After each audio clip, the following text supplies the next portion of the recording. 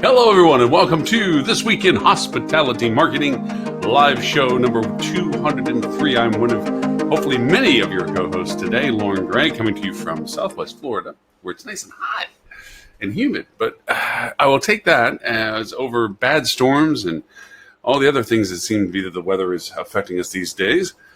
For those who are joining us on simulcast on Facebook, Twitter, Periscope TV, and now officially LinkedIn.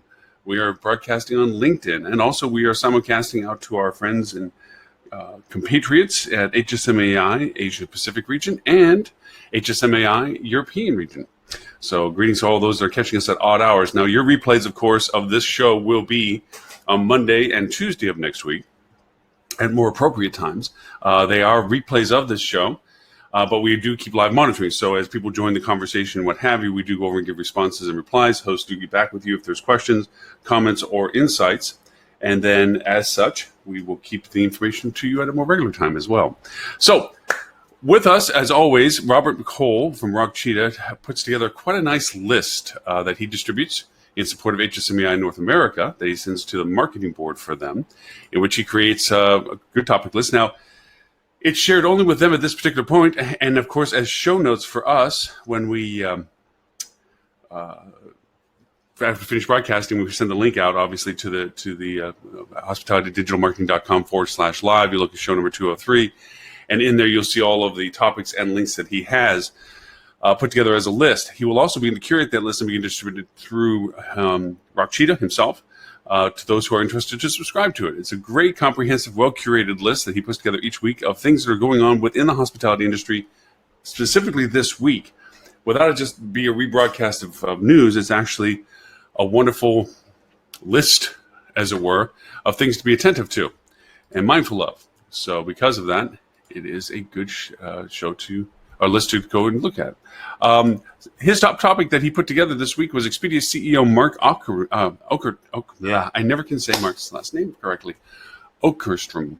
Made the comment, war over. The best booking experience is almost over. The war over the best booking experience is almost over. Interesting conversation we'll get to about as to why he says that. Categorically, Robert puts together between brand and product, intermediaries and distribution, marketing and strategy, tax and finance, and then, of course, the infamous RUT-ROW, which is interesting today. But under brand and product, Robert put together Caesars being sold to Eldorado Resorts for $17.3 billion. Why does it affect us? Ambang hires Bank of America for luxury hotel sales. And Hard Rock Hotel turns development up to 11. A head nod towards an infamously cult favorite Spinal Tap movie way back, where the reason why they were so good is because all of their instruments could be turned up to 11, where everybody else could be turned up to 10. Of course, that was the funny part of it. And then under intermediaries and distribution, he has Expedia Group ruling outcharging commissions on hotel resorts fees, which is kind of interesting because Hotels.com versus Expedia has gone different directions as to what they're going to be doing. Sabre Hotel Solution integrates content with OTAs. Airbnb rebrands top tier to Airbnb Luxe, adds dedicated concierge services. And then under marketing and strategy, he has hotel brands in the urban centers. Travel needs to consider life without Facebook and Google, says former Facebook investor. And Airbnb, Expedia, Google, 4 lessons the hotel industry can learn from the digital giants. Then under tech and finance, we have the category of IT execs in dealing with the complicated tech landscape. Cognitive revolution, pace of change will determine hotels' tech future. And the trouble starts if Facebook's new currency succeeds. It's actually an interesting discussion. And then the RUT-ROW is the hotel hackers are hiding in the remote control curtains. And that's actually a fun topic to have for that. Since I have the dubious pleasure of being with hair sticking on the other end, the only host currently at the moment, then I will be the first to go and crack into the headline, which is Expedia's statement that the war is over. The war over the best booking experience is almost over. Now, in the context of this, Mark went over and said that the optimization capabilities of booking are about as good as they're going to be as an industry. The methodology of clicking and putting in dates and looking for things is about what it is. That the real contest now begins literally on the guest experience, which is scary for us to consider that an OTA is telling us as hospitality people that the concern is guest experience. But as we know from comparing our booking process for branded, unbranded, and what have you. Oh, Mr. Robert, you got a haircut. I did. Well, truth be told, I attended High Tech before getting my early summer shearing, and our friend Holly Zoba commented that I needed a haircut. I've gone super short. That's much shorter. And hopefully to atone for my upsetting of Holly. Obviously. And I might not notice that your headset is now been replaced with Samsung Buds. Yes. Now, can you hear me at all? Yeah, a little bit more of a room sound, and not so direct to your mouth, but not a problem. It sounds fine. I've had a staffing problem here. My assistant Seth the cat has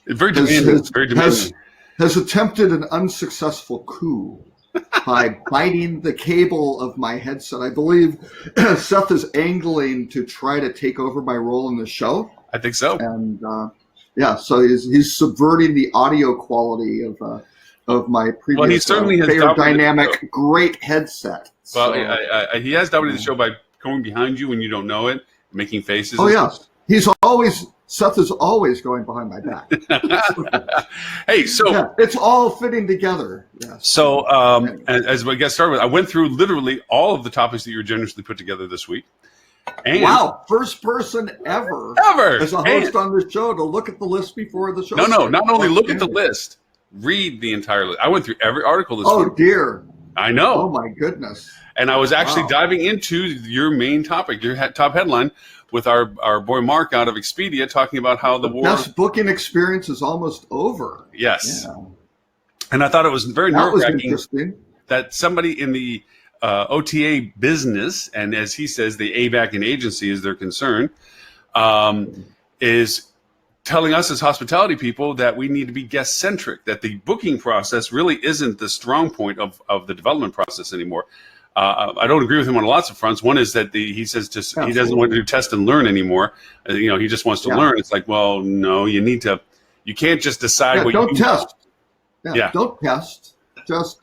Just learn. I don't know how you do that. As well, if you're doing things that have been done before and proven out, Mr. you can just read up on other people's stuff. But. Yeah.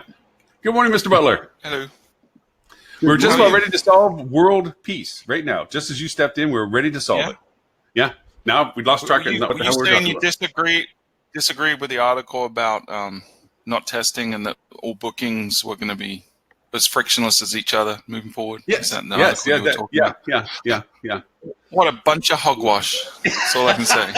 Hey, this is a family broadcast. Mr. Butler, I know in the country that you come from, you may be able to speak like that on the public. What is it, South Africa? I thought, is it apologies for my profanity, but it was absolutely I thought he was from the British Virgin Islands. Codswallop. Wait, Hog swallow. Oh. There we go. No, he did make a really. I did like one statement that he made in there, and that was very early into the article where he says, "Your data knows more about your business than you do." For sure, I have to actually Mr. Tim Peter has been saying forever, right? How data is the crown jewels. It's probably the most important part, of the business, along with customer service. But no, I just fundamentally disagree. To say that all booking experiences are going to be the same or equal or on par is just very naive. I think you just look at the cross section in the hotel industry now. Yes, there are similarities, but no one's really maximized that in terms of personalization, in terms of leveraging psychology and nurturing and nudging through the funnel. There's a lot of opportunity with AI that's really going to make a big difference in terms of booking. And I think different people have different approaches.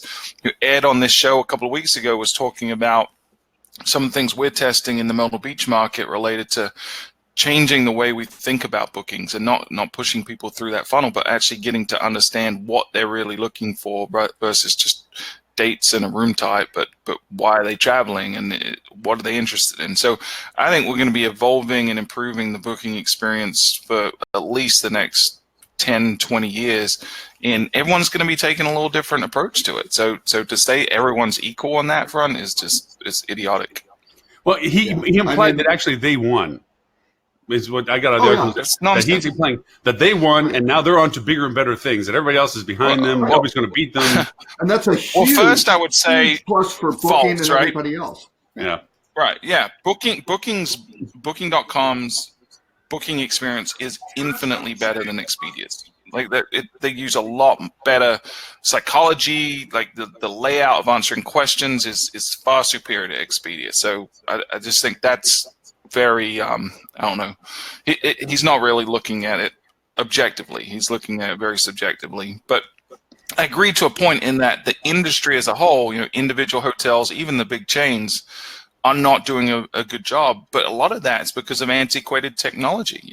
We've seen, how many people are using iHotelia or Synexus as their booking engine, and neither of them do a great job on mobile. And we know that consumers have migrated to mobile in droves. More than 60% of almost every hotel's traffic now is mobile, and yet they're lagging behind on mobile bookings. That's why people like Fuel can exist. Our booking engine crushes both iHotelia and Synexus when it comes to mobile bookings, because we borrowed a lot of the same tricks that Booking.com and Expedia have done, and it's been really, really effective. So there's some truth in what he's saying, but it's very myopic. It's very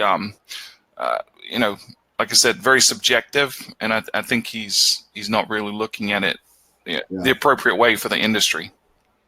Yep. I think it's either arrogance or complacency or a combination, which is or puffery. Very it could dangerous. Be a little puffery, right, where he's just kind of thumping his chest, but I don't know. Yeah, and that's very dangerous for Expedia. They went down that road, not quite 10 years ago. Yeah. Early 2000s, especially when Priceline had acquired Booking.com, and they were out there trying to march into Europe, very full of themselves, going, "Oh, we're just going to go force the U.S. merchant model down the throats of all these hoteliers," and they got beaten badly. I mean, they were rebuffed by by the hoteliers, and all the volume and all the participation went to Booking. Right? I mean, it was bad. So I don't know. I was on top of that. He also poo-pooed on TripAdvisor. Like he was calling them out a little bit. It's like, it's really hard to do something completely different than what you started as, and now that you're taking bookings and trying to be free for what you now have to pay for, and it really was kind of like, wow, okay, so draw a line in the sand, start slinging some poo. And they used to own TripAdvisor too. So. Right. Yeah. Yeah. I don't know what the objective of the article was, or really, or his statements were, and I'm trying to understand. Was this a strategic play somehow? Because I'm missing that if it was, and if not, then he needs a little bit more PR coaching for sure. Here's I think it ruffled everyone's feathers in the industry. Yeah, this is possibly, and maybe I'm overstating it. I don't know if it's the challenge of the comparison. Everybody's like, oh, well, replacing Dara is going to be tough and things like that, because what was Dara's deal? Dara was the deal guy for Barry Diller, right? That was how Dara kind of got that Expedia role. And what were they doing? Yes, they acquired Orbitz, they acquired Travelocity, they acquired all this stuff under Dara to basically build up this monster. And Dara was also very good at focusing on, we are going to spend a lot of money. Hey, Wall Street, hold on. We've got to shore up our core systems, right? Okerstrom he's the CFO, right? So he's not the operations guy. He's not the marketing guy, not necessarily the deal guy. And my worry is Expedia I don't know, worry for Expedia in terms of market cap and valuation. And profits. I don't know. He may be sitting there going back, we've solved it. And that's not Expedia's culture at all. Expedia's culture, when I spoke to their CIO about big data and personalization, things like that, his point was screaming, anyone who says that they figured it out is lying. We're trying to discover the proper questions to ask. I mean, they were pre-step A, right? I mean, and that's always where they've been. It was always that test and prove. So I don't know. Interesting pivot. Hello. I know I walked in late, and I hate to walk in and jump right into the fray because maybe I'm going to repeat something somebody already said. But clearly, we're talking about the Mark Okerstrom article, and yes, we've solved for booking and all this other kind of stuff. I read that a slightly different way, and I think everything you just said that I heard, Robert, and I came in partway through what you were saying, so I don't know that I heard all of it, but it all made sense to me. You missed the really smart stuff at the beginning. Well, it must have been very good because the stuff I heard was quite smart. It was really bad. Yeah, it must have balanced out, maybe, hopefully. So the one thing that I took away from that article that I didn't hear you say, and you may have said this before I came on, was that I think he's talking to an audience of investors, and one of the things they're starting to say is we've achieved all the growth that we're going to find in the way we've achieved growth in the last bunch of years, right? Conversion rate is not going to triple, right? We're not going to add 10,000 new properties because there aren't 10,000 new properties to add. What I read into that was, for our growth to continue as a company in the way that investors have become accustomed to that growth, we need to get deeper in the value chain. We need to find other ways to monetize our relationship with customers. And that's going to include getting, deeper into what happens after the booking. That gets deeper into what happens, on property. It happens deeper into what happens in destination, right? How do we monetize other parts of the trip as effectively as we've monetized the booking? And so I actually think that's a scarier point of view from a scarier perspective from a hotelier's point of view of, if you rely today on a lot of F&B, you're already feeling some pressures in some cases from places like DoorDash, right? Well, now let's say that Expedia just buys DoorDash, or Expedia starts making its own version of that, or, they solve for the ticket situation, which is still way too fragmented in terms of, what you do in terms of events and stuff once you're on property. So I think that's how I read the article. Now, that doesn't mean that I read it the right way and that what you read was a different thing, was the incorrect way. It just, I read a slightly different way, and I read it as he's telling investors, the growth that we've achieved to this point through this means is slowing down. And so to get the same kind of growth, we're going to be moving in some additional directions and still drive the growth, but do it in a different way. That's how I read it. Yeah, and that makes sense. I mean, we were talking before you came on about what was his objective with this, because clearly I think if you look at it through that lens, yes, it was probably a smart message to them, to set expectations with Wall Street.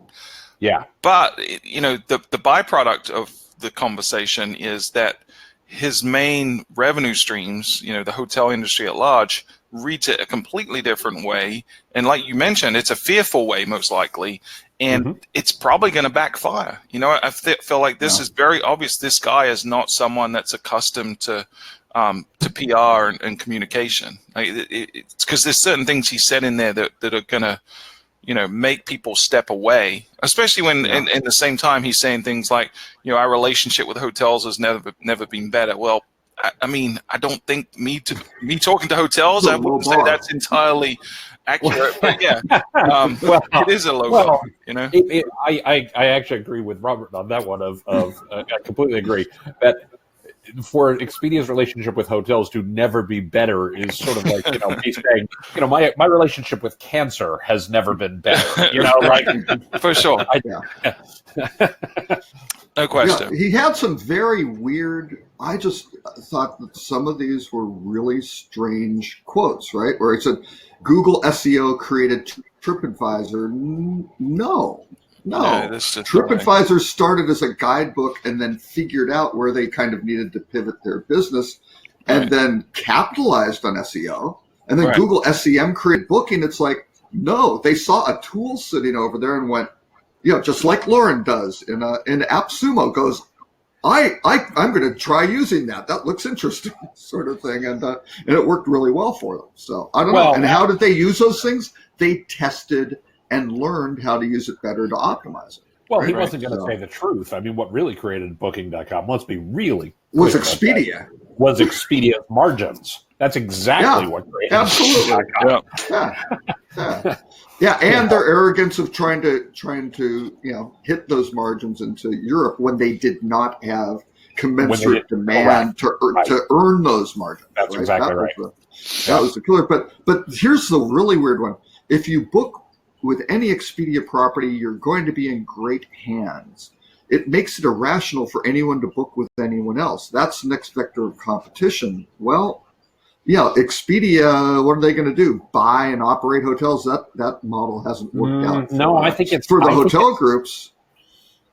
I think it's getting deeper into the value chain. Again, he emphasized the point about where was it? Something about I got to see if I can find the term. Putting more focus on the agent side, right? And being an agent on here it is. We've had this mantra of putting the A back in OTA and putting the agent back in travel agent. Right. He then follows it up with a brilliant, I don't think it's necessarily going to be agents on the phone, right? Yeah. But what will differentiate us is to be truly able to help people be able to advocate in situations, and I think he's saying we're going to get. We want to be the first choice of the guest. We want to be the place the guest goes when they have any situation during their travel experience. Oh, by the way, we're going to help facilitate that. Oh, by the way, we're going to charge some fees for that, right? So I really read it as a growth discussion, and really about, we've got to get deeper in the value chain to make that more effective. Yeah. Well, there was another article that I didn't post that I probably should have put underneath it. They did, I think it was at the Skift conference, one of the Expedia product people said that they are going to now be contacting, or basically working with guests with delayed flights and things like that, and actually allow the guests to contact the hotel and to have some sort of interaction like that. But they didn't exactly explain how. I'm sure that's probably through some sort of protected email that the hotel can see, oh, it's that guest, but not using the guest's email or direct text messaging to their phone or whatever, right? Where they can retain control over the guest. But I can see them certainly getting deeper into it. Their investments in Alice for the in-room technology and things like that. All of that makes a lot of sense. So I don't think they're going to go out there and start buying things. It makes a lot of sense. They're going to try to get into the It makes a lot of sense for Expedia, not necessarily for the hotel industry. Correct. Right. Exactly. Yeah. Right. I'm going to go way back. I'm going to literally enter the Wayback Machine to a post I wrote in 2014. In response to an interview that was given by Expedia's SVP of Worldwide Engineering, Aman Bhutani, and John Kim, who was then the company's chief product officer. I don't think he's still there, but he is actually the president of. At least I think he's still president of HomeAway. There it is. Right. So, but they gave an interview. They were talking at a conference, and they said.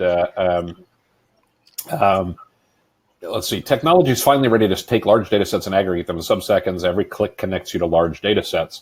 It remembers everything you're doing and plays it back to you, gets a sense of your history, blah, blah, blah, blah, blah. They say in the U.S. it takes people 48 searches before they book. We thought it would take weeks before people buy, but what we found is people use it intensely and then book within a day.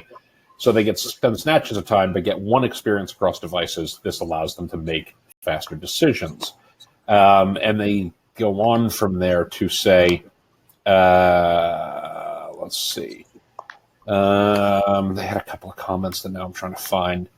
Basically, their whole point was they're trying to use all this data to understand what the guest is doing and serve the guest needs more effectively. Now, this was 5 years ago, right? Yeah. So what's interesting is in that interview, where is it? Bhutani said something that I love this. I've always tried to come up with the right analogy for this because I think this is a fundamental principle of digital. Bhutani said, we talked mobile for 20 years and it happened gradually, and then suddenly. This happens with all technology usually. You know it's coming, and then boom, the generation that can design it builds it and expects it. I always talk about, technologies like bamboo, right? It sleeps, it creeps, and then it leaps. Or like the old analogy of people setting up the dominoes, and it takes them a long time to set up the pattern. But then once you knock them over, all of a sudden it happens really quickly that they all fall down. And they were talking about this 5 years ago. They may now just be reaching the point where all the pieces are in place to make this happen in a real way. So I will admit, I'm looking at this through a lens of having, I won't say seen this as a trend 5 years ago, but more expected it. It's something that I kind of expected people would do. So I admit, I'm looking through, when all you have is a hammer, everything looks like a nail. This one's my hammer of, I've been expecting to do this for a while. I wrote another piece in the same year, a couple weeks later, literally almost 5 years to the day. OTAs want to own your guest every step of the way. Warning, OTAs want to own your guest every step of the way. So I just think this is the likely outcome of stuff they've been working on for a long time, and really about how they're going to try to monetize their business as they go forward. Yeah, they want to be end-to-end, right? They want to have a greater share of wallet and own the customer, right? Because that's what the good agents do. You just go, hey, travel agent, take care of it, right? That's exactly right. Book a great vacation for me and take care of me if things go wrong, and let's go, right? You don't have to worry about anything. And I think that is a good goal. I just took exception with some of his comments with, talking about tours and activities. He goes, we started 20 years ago with having a one-stop shop, all this bluster about tours and activities, whatever. We've had that for 20 years. And that's total bullshit. Right. I mean, right. 20 years ago, yes, they had a Stuart, deal. didn't he poo-poo you on your I wasn't allowed to say codswallop, and you're allowed to say bullshit? What is up with that? No, you said hogwash. I did say hogwash to start with. I think I used both. Which actually, we don't talk about pigs. We don't talk about pigs. Robert, probably in your brilliance of putting the content together, that relates to two other articles that you put together: Sabre and what they're doing with the OTA integration, and also with Airbnb, which is Stuart's favorite topic, and their Luxe product now. It's a concierge. I threw that in. Basically, Stuart. I try for Stuart to get an Airbnb article, and now even if there isn't a good one, just to make sure it's there. And the same with Ed. If I can get a good blockchain thing in there for Ed, that's always a goal. Stuart can't get him enough Airbnb topics. He loves the stuff. Loves it. Just breakfast in the morning. And again, to clarify, my issue isn't with Airbnb. My issue is with the industry, like glorifying Airbnb as the second coming and doing its job by promoting it every second of every day and creating the monster that it's fearful of. It's ridiculous. Right. Preach, brother. Preach. Ridiculous. Yep. Yeah, it is. And Airbnb is taking everything the industry is giving them. I didn't know that they had bought the Luxe property, the Luxe stuff. I didn't know that they had done that. And this combination is actually kind of interesting in the sense that they're offering concierge engagement for the premium 2000 property. It's a nice step. I mean, it kind of. But the thing I think of that I got out of all this is that I remember just not even so many years ago that travel agents, internet's going to kill travel agents. There's no longer be travel agents. It's a dime. And for a while, it did kill a lot of them. It killed a lot of them. A lot. The ones that didn't add value, right. Pretty much it wiped them out, right? But now what's happening is because of all this stuff, the booking engine complexities, the variations, the paralysis of decision because of too many choices and so forth, and having a knowledgeable destination-based agent that can navigate and be responsible for a guest's experience is a valued commodity again. It's a respected position again. Well, it is, but it's not to the degree the media would have you believe, right? Because there's a lot of sensationalism about how travel agents are on the rise and they're back to the heyday. But it's nothing like it used to be, where every booking went through a travel agent. It's gone up a few percent from where it was. And let's be clear, it was at rock bottom. So it's kind of like we were talking about earlier with Expedia and the relationship with the hotels. The bar is very low. So for more people to be using travel agents, I mean, it's not that bigger jump though, and in terms of overall planning of vacations, it's still a very small minority of bookings are made through travel agents. And as the old expression says, even a dead cat will bounce if dropped from high enough. Right, exactly. Well, Yeah. and a huge portion of those leisure travel agency bookings are going through wholesale channels, right? Yeah, They're sure. getting booked on vacation sites. They're going to Apple. They're going to American Airlines Vacations or Southwest. Like I said, the article that Sabre's including that information, the OTA information, in with their GDS information and so forth, so that agencies have a more seamless ability to selectively choose rates and opportunities compared to jumping between platforms and so forth. Well, I mean, think of it this way. Where does your business come from if you're these guys today? Yeah. Where does your business come from? If you're a travel agent? If you're a travel agent, if you're an OTA, if you're Airbnb, where does your business come from initially? Where do you find your customers the first time? Online. Which means... they're using the same platform they're trying to get around. I mean, they're trying to get around Google, relying on Google. Trying to get around Google for search. Yeah. You're relying on Google or Facebook primarily, right? Yeah. And what people are starting to recognize is that that's becoming a more expensive channel. It's getting harder to do, and so, I said this at Rock this past week. It's one thing if you pay for the customer through an expensive channel the first time you connect with them. If you pay for them the second and third and fourth times, you're doing something wrong. And what everybody's starting to wake up to, and rightfully so, because the world has changed to some degree in this regard. Yeah, or that channel's doing something providing value to the customer. But but people they book their air and then they want you want a hotel with that, and it's easier maybe, right? So right, Robert. But my point is, if you are the OTA, you are paying Google for that traffic. And to a lesser degree, you're paying Facebook for that traffic. If you're Airbnb, you're paying Google for that traffic, and to a lesser degree, you're paying Facebook for that traffic. The point being that what they're starting to realize is that as those costs go up, that's not sustainable. So rather than pay for that traffic every single time they come, pay for it for the first time. Acquire them however you need to acquire them, but make sure the second time, precisely to your point, you've given them enough of a value proposition that when people say, "Oh, I have a travel need," they don't go to Google and do a search. They go back to the place they were the last time they did it. They go back to Expedia. They go back to Airbnb. They go back to a travel agent because they've gotten the value that they expected. And they know that's where I go. Any of you have a mechanic you take your car to all the time? Oh, yeah. I mean, do you shop around for a different mechanic every time? No, not every time, no. Why? Because after the first 5 screwed up the car, right. You trust them, you like them, you've used them before, you know them, etc. And that's my person, that's my mechanic, right? That's my shop where I always take my car. This is everybody saying we want to be that shop. We want to be that place where people go every time. That's my take on it. Mm-hmm. Well, and I was taking it more from the hotel's perspective if it's coming through an OTA channel sure. Like that. But even a hotel. I mean, if you pay an OTA to achieve a guest, to acquire a guest the first time they come, there's really no crime in that. Nope. There really isn't, because the OTA incremental guests pay every time. Right. The incremental guest who you weren't going to reach on your own could be a really good thing. If that same guest books through you every time they come to you, if they come to you more than once and every time they come to you, they book through the OTA, you've done something wrong. Yeah, you've done many things wrong. Right. Or you've done some the OTA. Wrong. Right.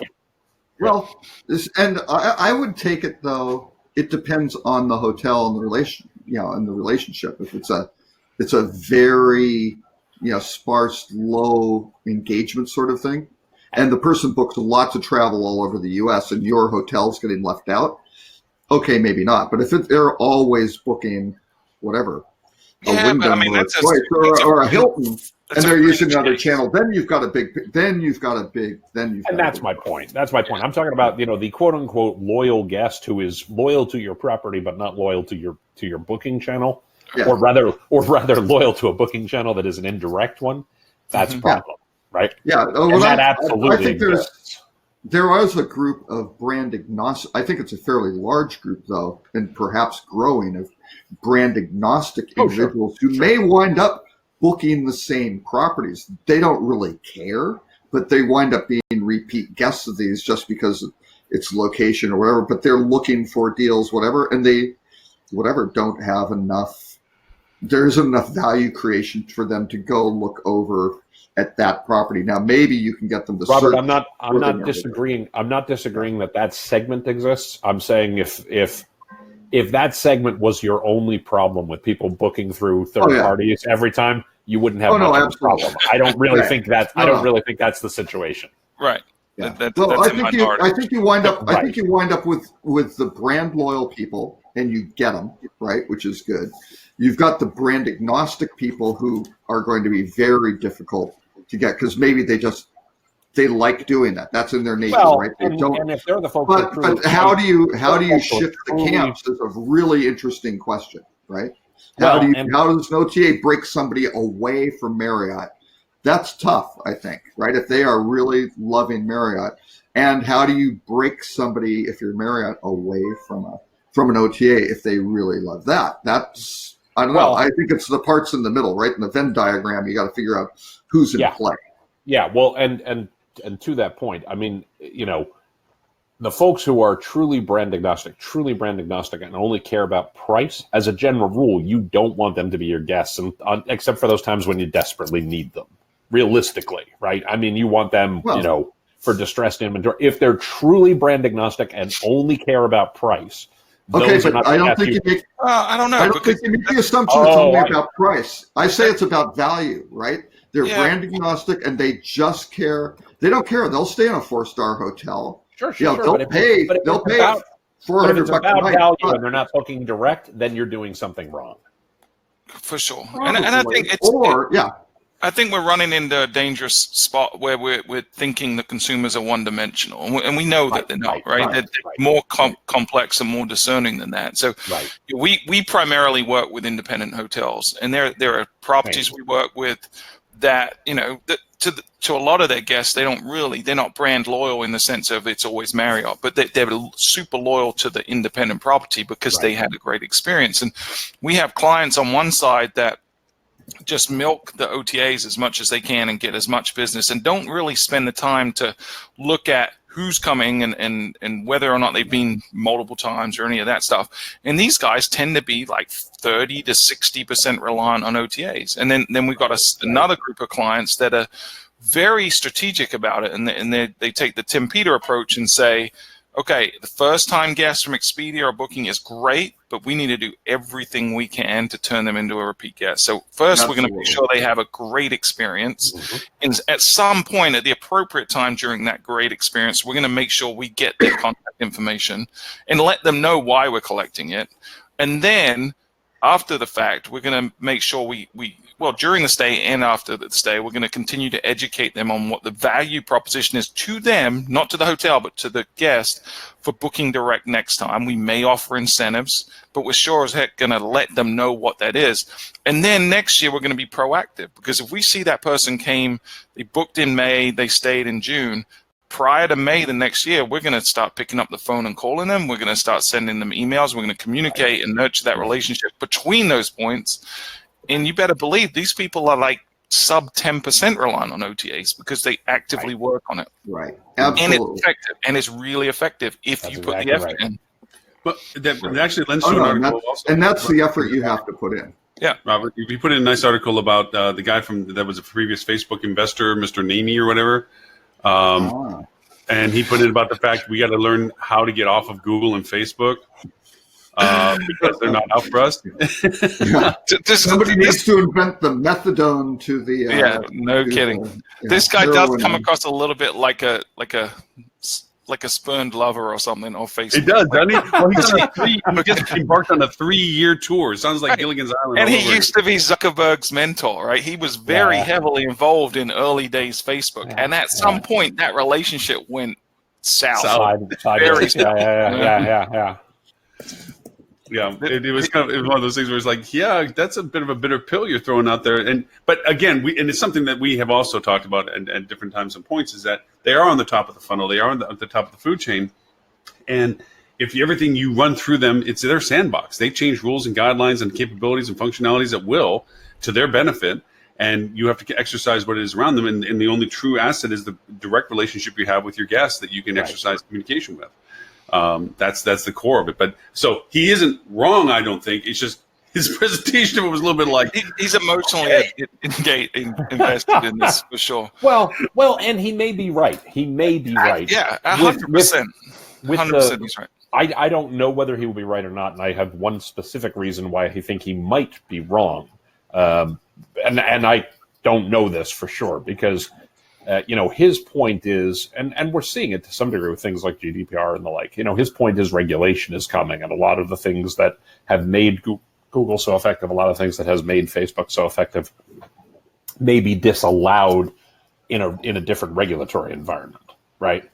And that may well be true. Of course, I suspect Google and Facebook, the reason he may be wrong is I suspect Google and Facebook are in a better position to control what the regulatory environment ends up looking like than most other people. So I will bank on the regulations hurting Google and Facebook and not hurting, individual hotels or individual marketers or the like when the regulations actually exist and actually hurt Google and Facebook and don't hurt the other players. And even when they do, they'll be like a mere flesh wound, right? I mean, I suspect in Europe, we're going to give you a half a day of cash flow penalty. Yes, right, exactly. Ooh. Thank you, sir. May I have another? Yeah. But I mean, his attitude in that article is kind of funny. He's like, he's talking about the Toronto experiment. He's like, good luck with that. How are you going to like that after? It's like, dude, you're just throwing down cards. Like, Well, he's not wrong that some of the actions, I'm gonna turn into Ed for a second here. Tinfoil hats on. Ready? Well, no. I don't wear a tinfoil hat. I also trust Facebook, not even a little. No, not because I think they're more trustworthy or less trustworthy. Not because I think their incentives are more or less are any different than the incentives any of the other companies have, but because they have consistently peed all over, any rational, reasonable expectation of what you can do. The others have tended to be better behaved, or at least have done a better job not making it public how ill-behaved they may have been. Right. Right. But I do tend to say that most companies have an economic incentive to not do anything too egregiously wrong with our data.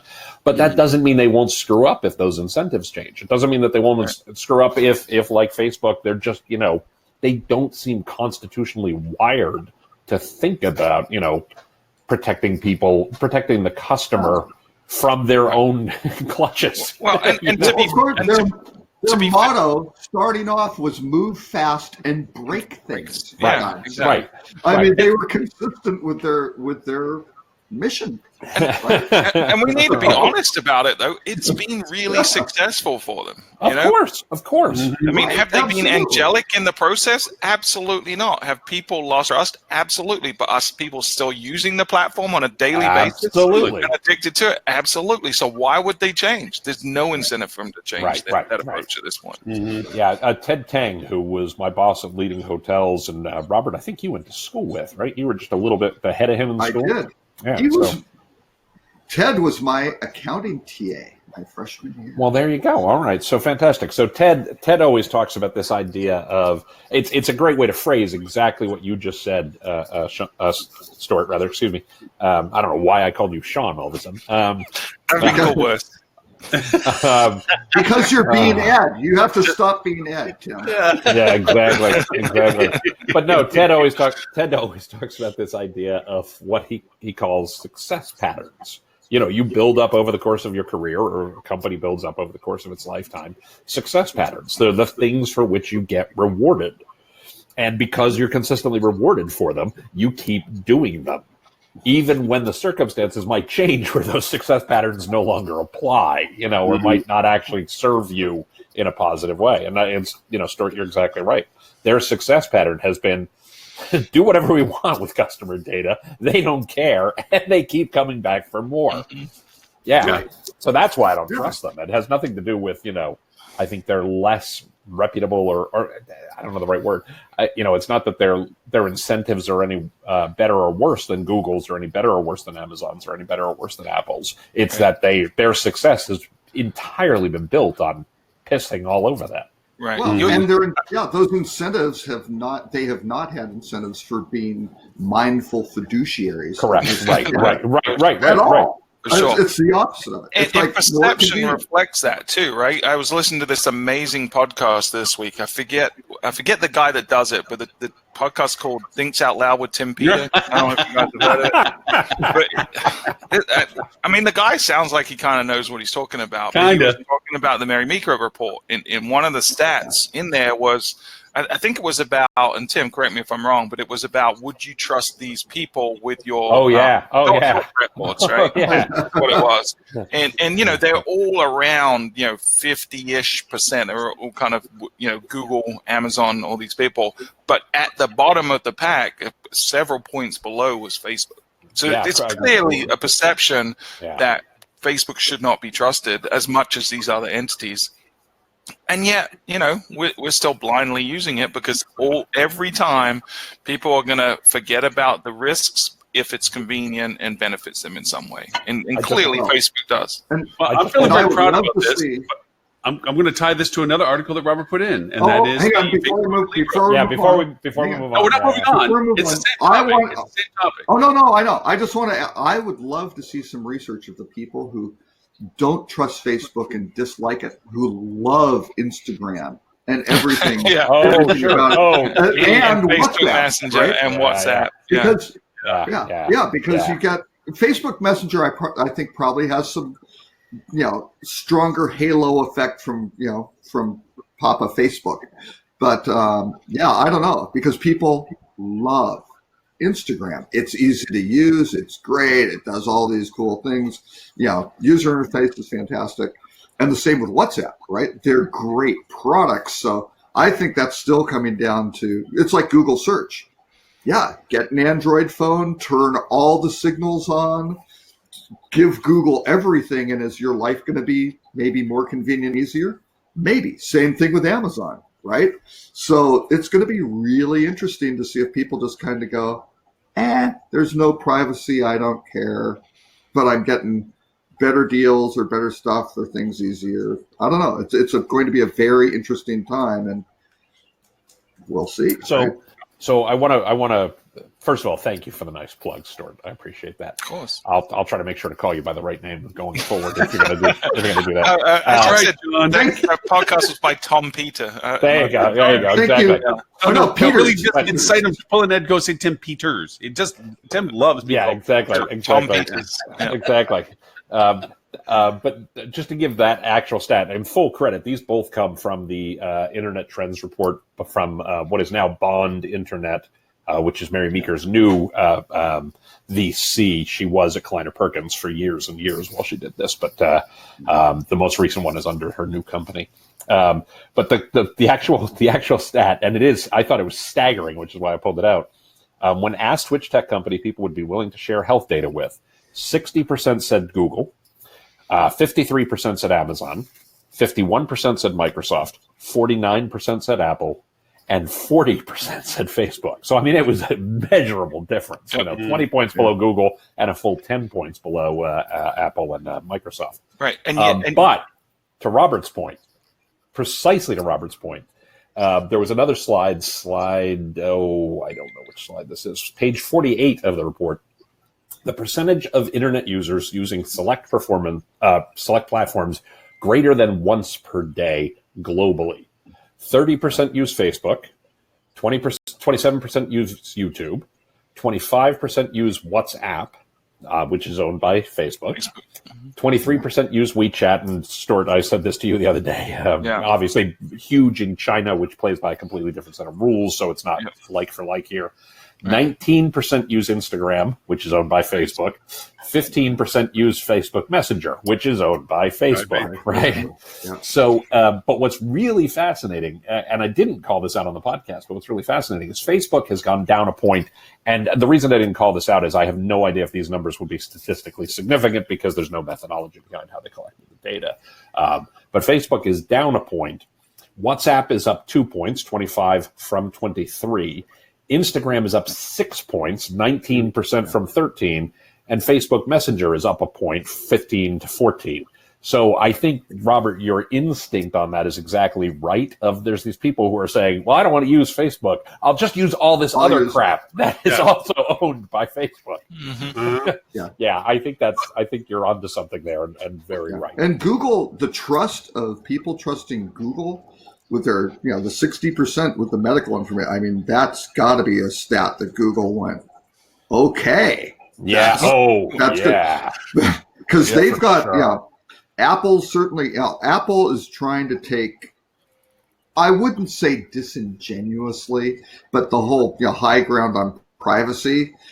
Apple's approach to privacy is just, we won't share it. We want all your information, and we'll keep it. We'll do stuff with it, but we just won't share it. No, Apple actually does one thing that's okay. Really good from a privacy perspective. It's terrible for them from a business perspective, and not in the way you might think. They throw out all Siri queries every 90 days, which is idiotic.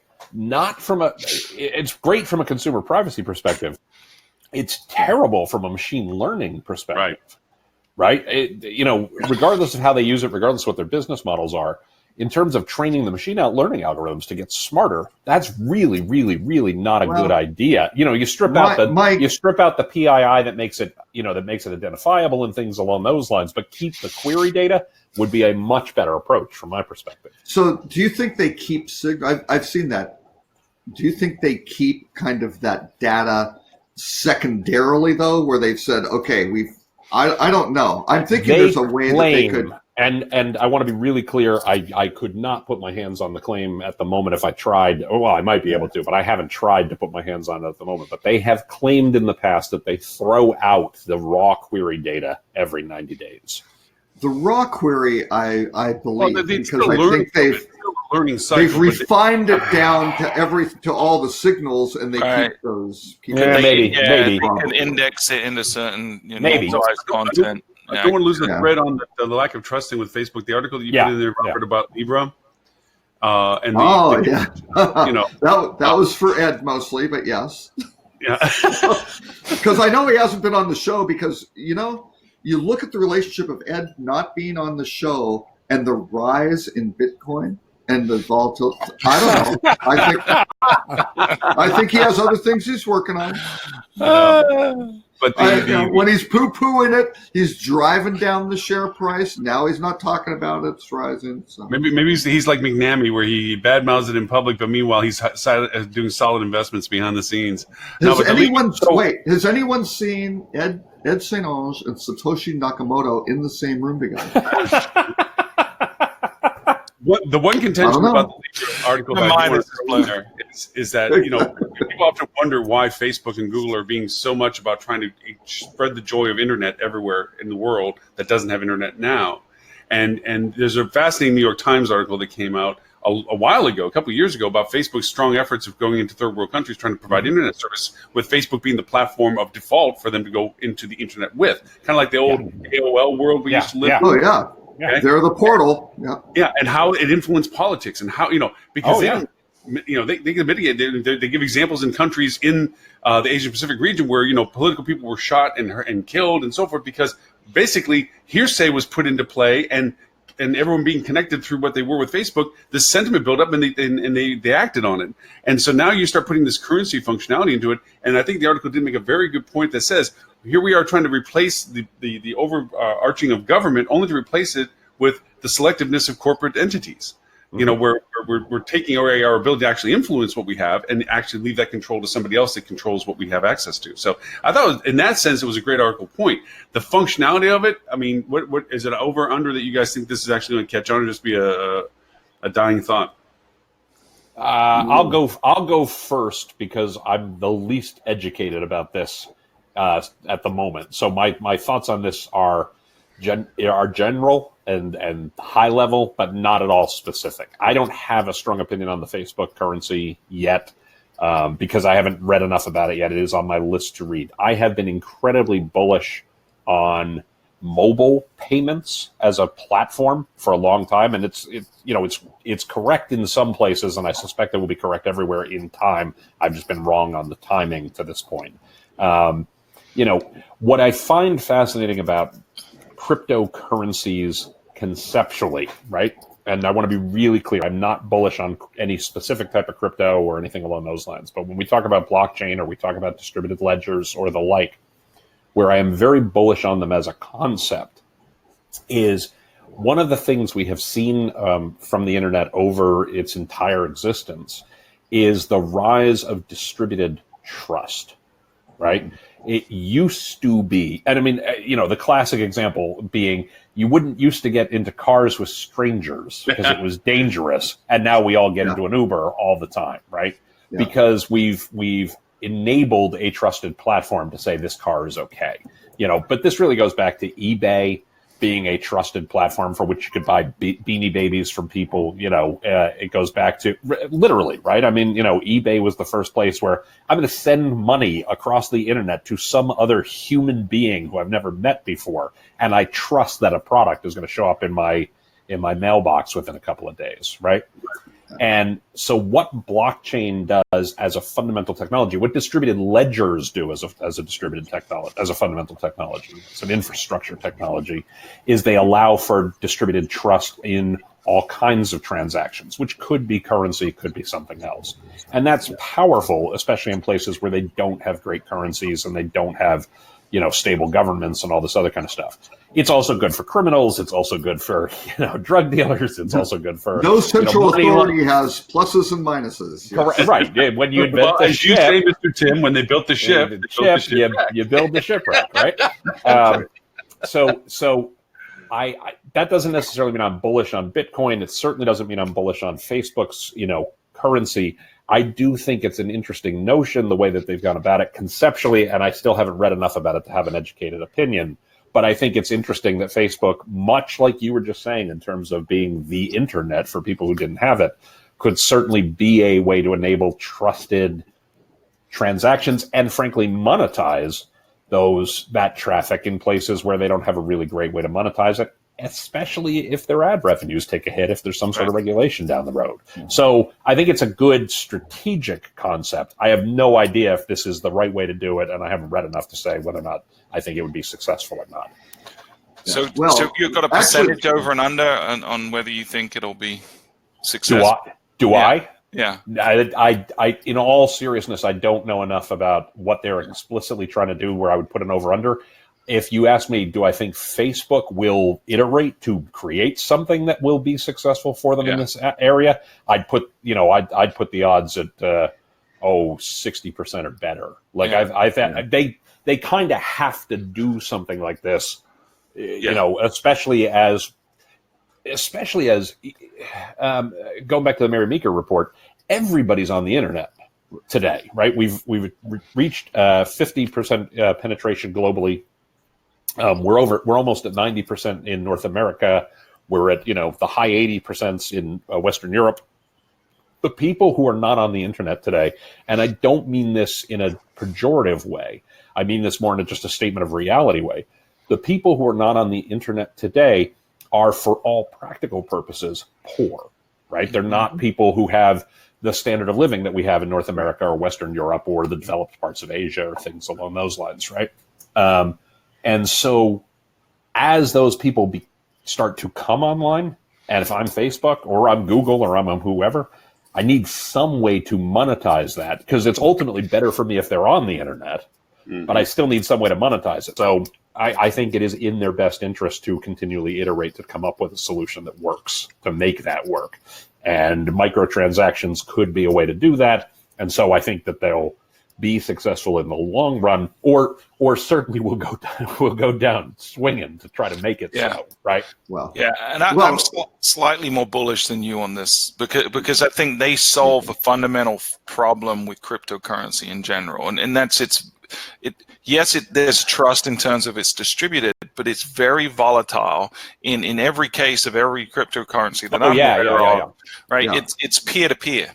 Every transaction is, and for you to get out of Bitcoin, you have to find someone that's willing to pay for it. And what they're willing to pay changes day to day. So there's no certainty, there's no confidence that when I buy Bitcoin today for $1,000 or $10,000, that it's going to remain, that value forever. So I think that and the complexity in general has kept a lot of people out of that. It is a significant minority of people that do any kind of cryptocurrency, even investment level, but certainly transacting with it.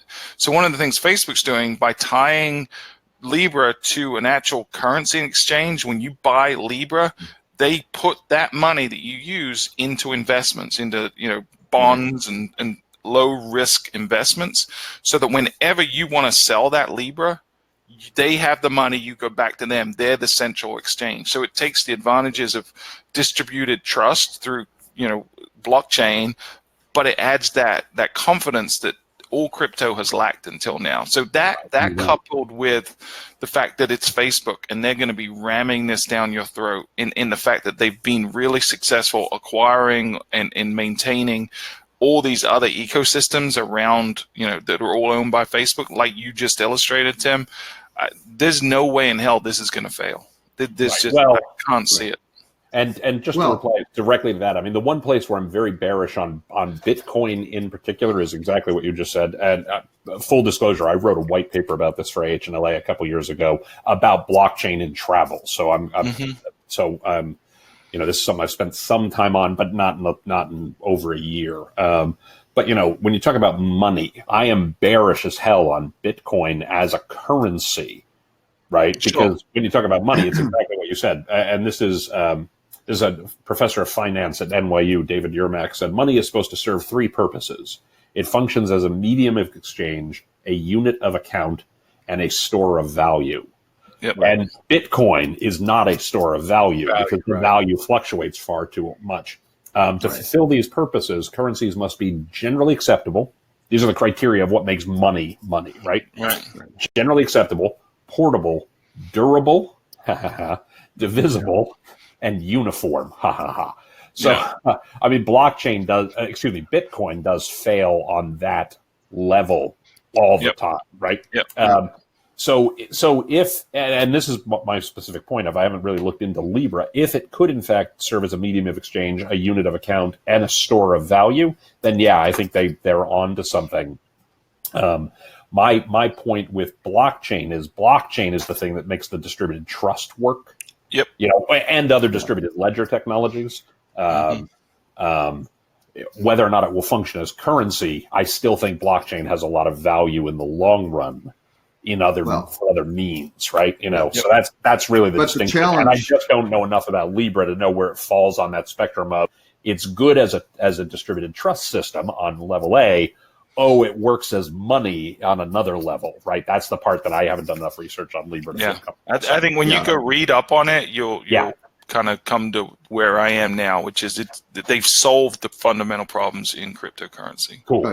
And they've got 2.4 billion people on it versus I think Visa has totally the potential. I'm sorry? For 2.4 billion, right?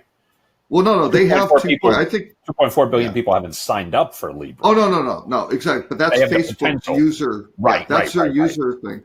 Yeah. When you look at Visa's issued 2 billion credit cards. I mean, that's a massive scale. But now, one interesting point, because we did talk about the Meeker report and Libra. These were both articles in last week's show that we didn't talk about any of the news. But that's okay. I know, right? Anyway, okay, so one of the things from last week was who the Libra Association is, right? Okay. So they have a variety of groups. On the investment side, you've got Andreessen Horowitz, Union Square Ventures, Ribbit Capital, Thrive Capital, Creative Destruction. Really led by Andreessen Horowitz. And blockchain. Andreessen Horowitz. Andreessen Horowitz. Blockchain is Coinbase. There are a couple others. Xapo, XAPO, I don't know who that is, Anchorage, Bison Trails, but Coinbase is a pretty big. Coinbase is huge, the biggest exchange, and they are the. Somebody tried to buy them. Somebody major tried to buy by them. I can't remember who now. Anyway, go on. An interesting one in social media is Facebook and Calibra. And no one's ever heard of Calibra. Who's that? Oh, it's the company Facebook created to control their crypto. It's just Facebook. It's right? Facebook and Facebook, yeah. Yeah, exactly. Telecommunications, Vodafone, and Iliad. Not familiar with Iliad. I know Iliad, yeah. Yeah, okay. E-commerce, eBay, Farfetch, and Mercado Libre. Yeah. Then nonprofits, they've got Women's World Banking, Kiva, Mercy Corps. Kiva's big, yep. Music, Spotify, I've heard of them. No, who's that? Yeah. Rideshare, you may have heard of these two, Uber and Lyft. And then travel, Booking Holdings. Only travel player. And then on payments, then I think the interesting one is they've got part of this Libra Association, MasterCard, Visa, PayPal, Stripe, and PayU. I'm not sure about PayU, but those are freaking big. Yeah. Oh, yeah. Monster players. Yeah, sure. No, that's fantastic. I mean, I'm excited to read about it. I'm actually going into summer reading season here in the next couple of weeks, so I plan to read more about it. But I do think it's a smart idea. Like strategically, it makes a lot of sense for me. Well, from a functionality point of view, it turns into a universal translator. You know, as things get pushed through Facebook as product, it's a lot easier to just simply use your Libra account to function through that space if you want to. Once they create that commonality of usage, you're not having to worry about payment type, and then you have to go through your process of payment execution. It's a mobile-friendly experience for it. It's a button. You know, literally, you just say, "Yeah, that's great," boom, bang, and it's done. And that's the commonality to it. Then also, too, from a uniformity point of view, like you mentioned earlier, those that are coming into the internet space, and if they come through this vehicle of value proposition, then no matter where you're from for where it is currency-wise, you have a commonality in which you can put on fair market value as saying that this is how much this is based on currency value for the product. And where now, because of currency exchanges, value propositions, transactions, those values are all over the board depending upon currency strength and everything else. This commonizes that a little bit. Yeah, this really could become the global currency. It has a shot at that, and that's a really scary thing. Yeah, we could be trading oil in Libra in a decade from now. And the worst part, again, going back to the article point of it, the idea. Oh, Robert left us. Is now we're putting the power of that into corporates. I mean, not that they already don't have that power. This is the prediction a lot of people have made, right? Like a lot of dystopian, futuristic sci-fi, right? But for forever has been the rise of the corporations and how the corporation takes over governments, and what's going to differentiate other than physical borders? I mean, Facebook, for all intents and purposes, it has citizens, it has a currency. It's practically its own sovereignty at this point, or could become. It certainly has more wealth than a lot of nations. Certainly has more political capital and power than a lot of nations.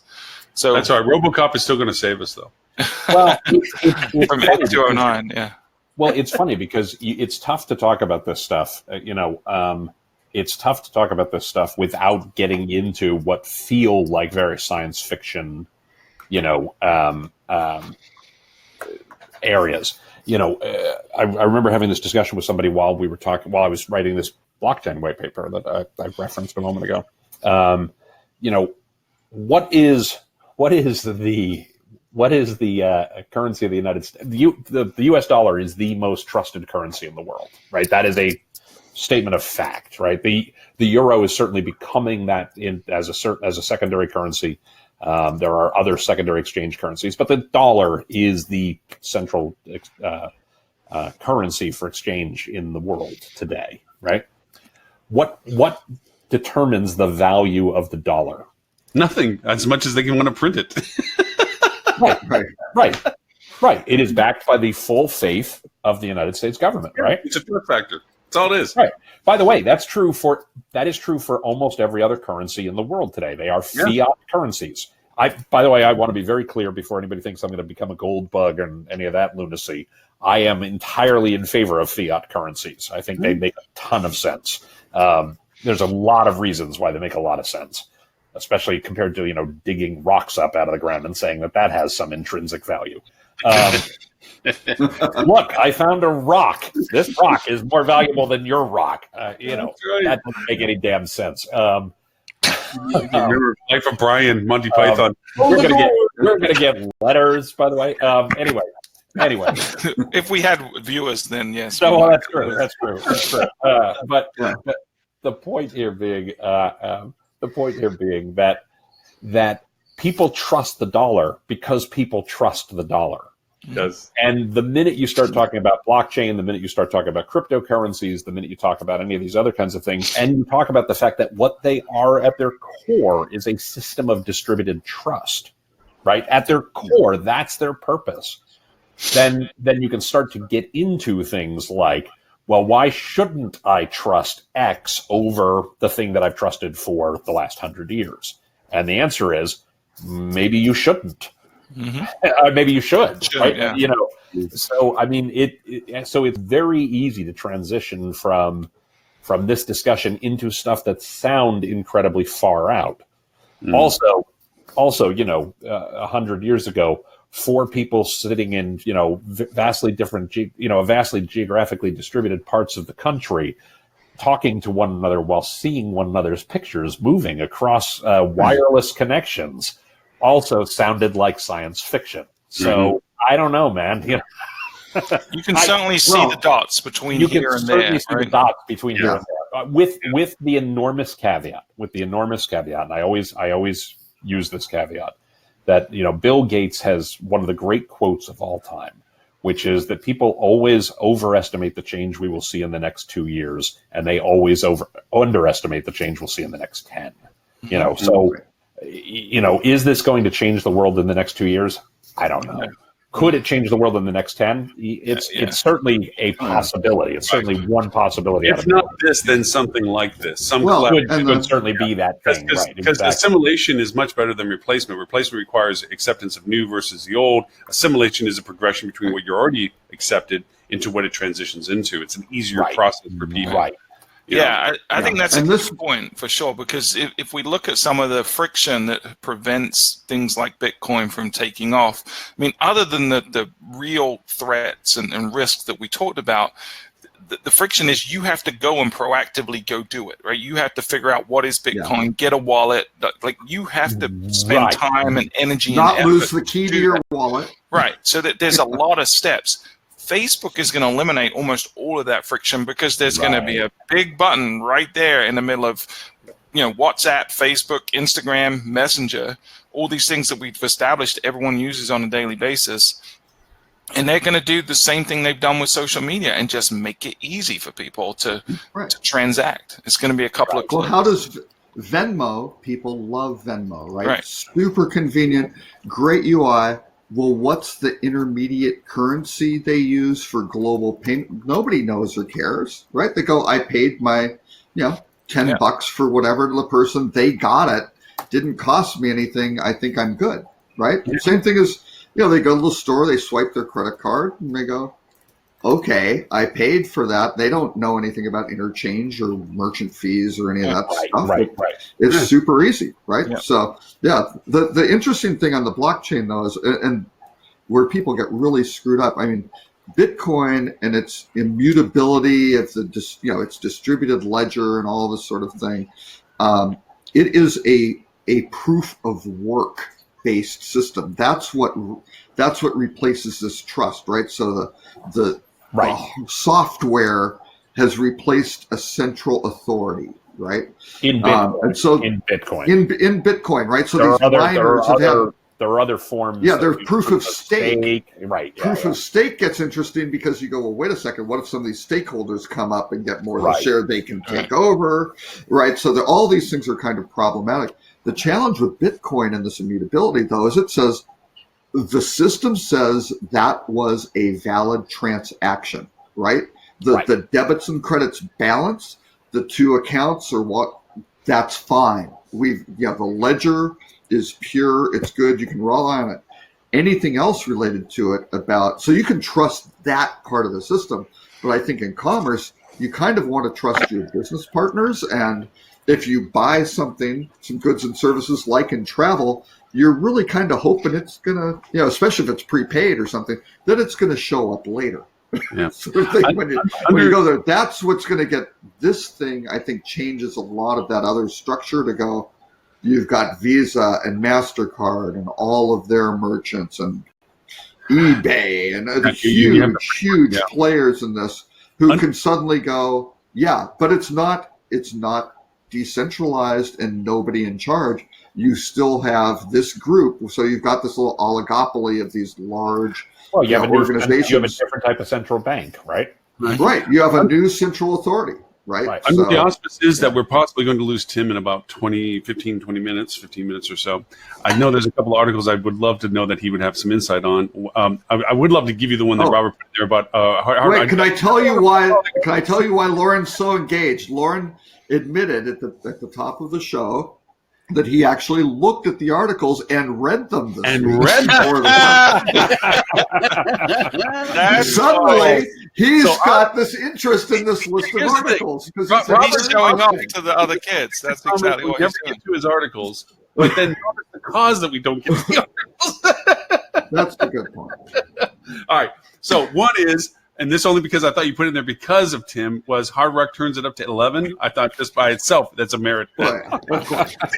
Throw into. But really the one that I want to go over and hit is the one about the urban center stuff. I thought it was I enjoyed that article. I enjoyed the article about its focus. It's a numbers thing. It's a rationale about the urbanization value proposition to hotels and the density of the brands related to those urban centers. Main and tertiary markets, and it did a great job. I bet you liked the pie chart. I bet you enjoyed that pie chart. Yeah, it was. It was kind of a hand-drawn kind of happiness, but but it was very interesting where it really pointed out some of the fact that Marriott and Hilton, big players, they have over 50% of all urbanization of inventory for hotels, and that's centric to the value proposition. And then in some markets, Marriott has over 50% control of inventory to market. That's powerful combinations when you think about it. We talk about brand saturation and brand value and the degradation of brand identity. And here you are sitting on some of these urban centers where the inventory is in complete control of a brand because you can't talk about rate issues, but by the same token, you create great collaboration. You can create brand collaboration, I should say, not rate collaboration, brand collaboration, where you have walking capabilities, retransfers of demand based on what your occupancy's availabilities are, so forth and so on. Where lots of data as well. Plus a boatload of data, But anyways, that's the article I really hope they want to grab onto because I like that article. I thought it was a cool. For anyone that wonders why Marriott has a gazillion different brands, that right there is exactly why. Well, right. The brands don't exist for consumers; they exist for developers. Yep. Yeah. Right, because I've got an AOP on my Hilton Garden Inn, so I need something else I can put across the street. Right. Yeah. I skimmed the article. I haven't read it in gross detail yet. I certainly think that Marriott and Hilton have a strong position. Obviously, I don't know when we talk about duopolies like Expedia and Orbitz. Good Lord, where'd that come from?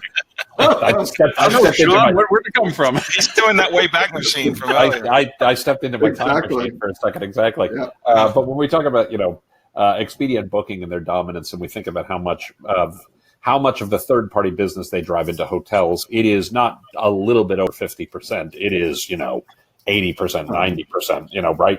Easily.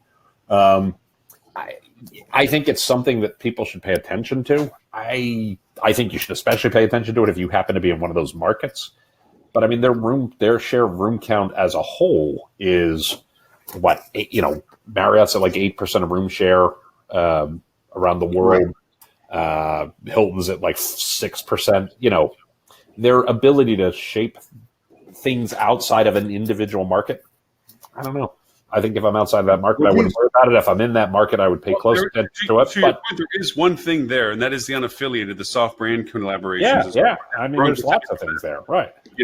That does show that it isn't totally controllable to your point, controllable by brand only, but in certain markets, I think the point that I got out of it that was really neat was in certain markets, it is the dominant force. It is the controlling entity. Sure. when it comes to that. But at 51%, I mean, I don't know. I think it's worth watching. I think it could become an issue.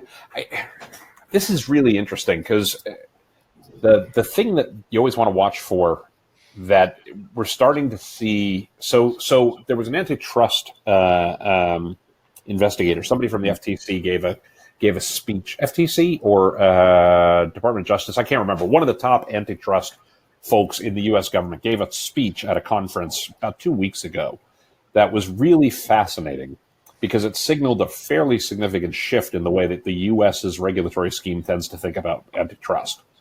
Historically, for the last 40 years in the U.S., 35 years in the U.S., antitrust has been identified as, consumer harm, and it's associated, and you can tell because there's price impacts, right? And if the price doesn't go up to consumers, then clearly there is no impact from an antitrust perspective. And this speech that the regulator gave, and I would look it up if I can remember the guy's name, was that Google and Facebook may in fact be committing some antitrust violations, even though there's no harm to consumers from a pricing perspective. And they're starting to look at things like, instead of monopoly, monopsony, which is something that not a lot of people talk about very often, right? So monopoly is when there's only one vendor from whom you can buy. Monopsony is when there's only one purchaser to whom you can sell. And that has obvious anti-competitive possibility of anti-competitive practices, because if I'm a real estate owner and I want to build a hotel and my only option is Marriott or Hilton, then maybe you have a case for monopsony or duopsony being a problem, and if they're acting in an anti-competitive basis. So, I don't know. I think it's something to pay attention to. I think it's something to be aware, but I don't know. I see lots of cool independent hotels popping up in lots of cool places, going head to head with Hilton and Marriott and everybody else. And I would only worry about it when we start to see developers be in a position where the only game in town they can go to get money from the bank is Marriott. And I don't see that as being a reality at this point, personally. Yeah. And much to Stuart's point, there are a lot of independent hotels out there right now who are just crushing it because they have the ability to get access to tools and the ability to get access to a marketplace in a very different way than we've seen historically. And so I think that's terribly exciting, personally. Yeah, it's easier than ever to compete on a level playing field with these guys because technology is cheaper, it's more sophisticated. You have access to tools on par with these big brands without having to fork out millions of dollars in R&D. Yeah, and in all honesty, you have ability to utilize them more effectively than the brands because the brands have to do this self-limiting. Everything has to be for sure. For sure. You can be more agile. You can test and learn much quicker, for sure. And you have the ability to truly differentiate yourself rather than looking like exactly other chain room in town, right? I mean, for sure. That would be my quick take on it. Which brings me to another article that Robert put in there that I completely... Wait. I want to... Robert didn't get a chance to chime in on that one. Robert, any... I think there are two issues. One is in a downturn. Can Marriott and Hilton keep those properties fed in those urban centers, right? Because that starts putting a lot of pressure because, or will the owners and management companies start looking at this and going, wait a second, they're getting credit for a bunch of stuff that they don't necessarily drive, right? They're the only channel it can go through, like a GDS, they're getting credit for all the corporate stuff. Maybe that's not it. The other one that I thought particularly for Tim was there's a quote down at the bottom regarding preferred. And I thought preferred at 2.4% was, pretty interesting. That's pretty high. But what did he say? Preferred, which is perhaps the original soft brand. I think the leading hotels people might take exception to that assessment. Might take some umbrage, yes. Given that considering they have started in 1928. I thought it was 36, but okay, if it was 28, so they had a 50. 1928, the leading hotels of Europe and Africa. There were 9 original hotels. There you 9, go. I think there were 9. The King David in Jerusalem, one in Cairo that I can't think of the name of that I ought to be able to. Sorry, I'm blanking on this. I used to be able to do this all off the top of my head. But literally where it started out was 8 or 9 hotels in Europe and Africa, specifically the one in Egypt. So it was only a 4-year. Banded together to open a sales office in New York City and pool their resources by hiring, 1 or 2 salespeople instead of them each having their own salesperson in New York City. And that is the origins of the leading hotels of the world in 1928, just in time for the stock market crash to come.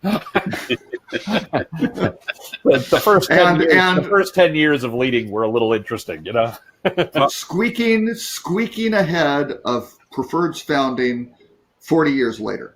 40 years later, exactly right. Yeah, exactly. We just got in under the wire. Well, the other article that I wanted to point out that you thrown in there, Robert, that I completely disagree with and thought was relatively useless, was the one. I sometimes do throw in ones like that on purpose. So. Yes. The Hospitality Net article, where it's talking about Airbnb, Expedia, Google, 4 lessons the hotel industry can learn from the digital giants. Yes. I don't know anything in there that's actually even. I mean, maybe I just read it with a skeptic's eye, but I'm reading going, this is nothing's actionable here and nothing's usable. This is you're trying to say that this orange can be an apple, and it's not. It's still going to be an orange. It doesn't. They don't apply to each other. And most importantly, it's like, what are you going to do about this? Unless you're Marriott reading this article going, oh yeah, we can maybe do something like that. There's no value proposition to this. Right. Oh, I don't. Go ahead, Robert. No, go ahead. No. It's okay. No, you guys discuss. I won't discuss why I put it in there until the end. Go ahead. So I think a couple of these very much apply. One, I agree about the meaningful brand architecture, but I would, it's more relevant to a chain than it is to an individual property. I also say that it speaks to the necessary to really differentiate yourself. And I mean, it goes back to what we were just talking about with independent hotels, right? There's a lot of sameness out there, right? One of the reasons people like Airbnb is because this is truly different. This is truly distinct when I go stay in this person's home or I go stay in this, apartment that I'm renting or something along those lines. And, when we talk about independent hotels who are killing it, when we talk about properties that are doing a really good job, they tend to because they actually, have set themselves apart in a meaningful way. My favorite definition of differentiation, I have to give credit to my buddy Mike Moran for this. I wish I'd come up with this one because it's brilliant. Is differentiation is not what makes you different. Differentiation is a difference that customers will pay for. Right? If people aren't going to be willing to pay more for it, just being different for its own sake is of no value whatsoever. And so I thought that first item was really about, you genuinely have to differentiate in a way that people are going to be willing to pay for. Clearly, number 2 is important because you got to focus on travelers. And I think how many times on this show have we had the debate about, are we in the hospitality business or are we in the real estate business? Yes. Right? And if you're in the hospitality business and you're not focused on travelers, you're not in the hospitality business, right? You're completely ignoring that. And then the third one, and this gets directly to what Robert was talking about a moment ago, which I think is a brilliant, brilliant point, where they say successful franchisees lead to successful hotel corporations. I think when we hit the downturn, Robert, I think you're exactly right. You're going to get a lot of franchisees. You're going to get a lot of hotel operators, a lot of hotel owners starting to ask questions about, man, my franchise fees are high. Why am I paying you all this money? And should I be? So I think and they have been growing. They have been growing faster than revenues for the last few years too, right? So that's for at least some of the franchisors, that's absolutely true. Yeah. So I think that's a real question that again, if you're a property owner and you're reading this, and you are a franchised property owner in particular, and you're reading this, again, I might look at this and start to ask the question of, A, am I on the right flag? And B, should I be on a flag at all? The answer for many may be yes and yes, but the answer for some might be, yes, I should have a flag, but maybe not this one. Or the answer might be, maybe I shouldn't have a flag at all. Or the answer might be, yeah, this flag is providing value to me because they're doing these things well. So I'm not going to say it's my favorite article of all time, but I do think there are lessons there that anybody can take away and say, you know what, this is something I can use. Robert, why'd you put it in? Because every point was Airbnb, that was purely for Stuart's benefit.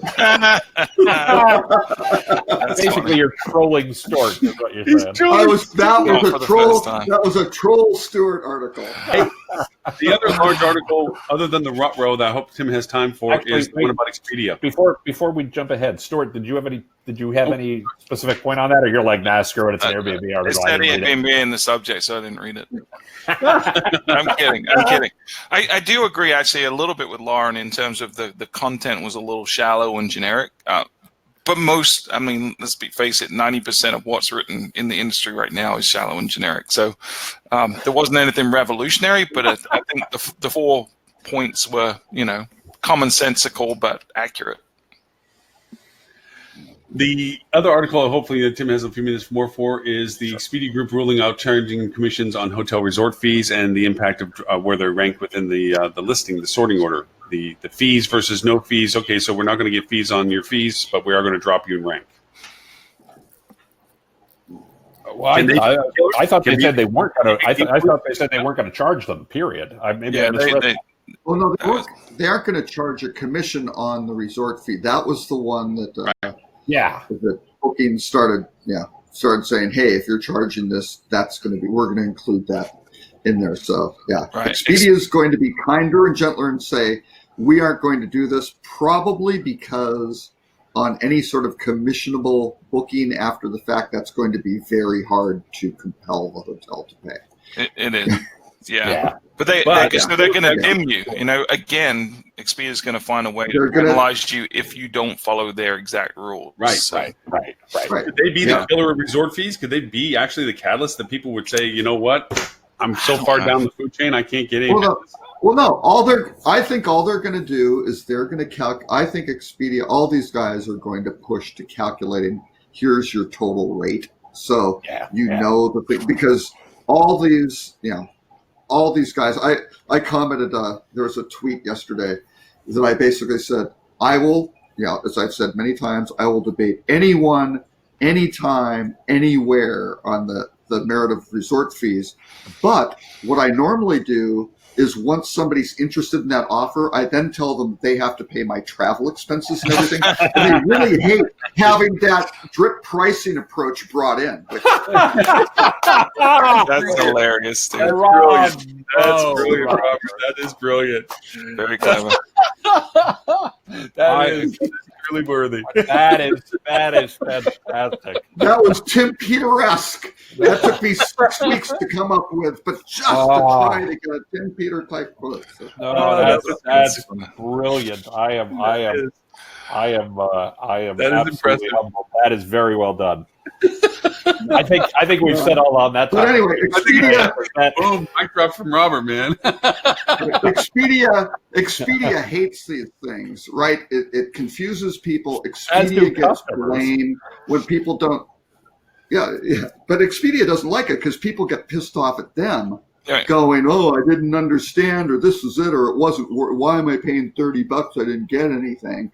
And they want that to go away because it reflects on that, right? And probably, I'm not the only one in strategy that does this, but I'll waive the dang fee direct channel wise. I penalize the OTA channel with the facility fees and stuff.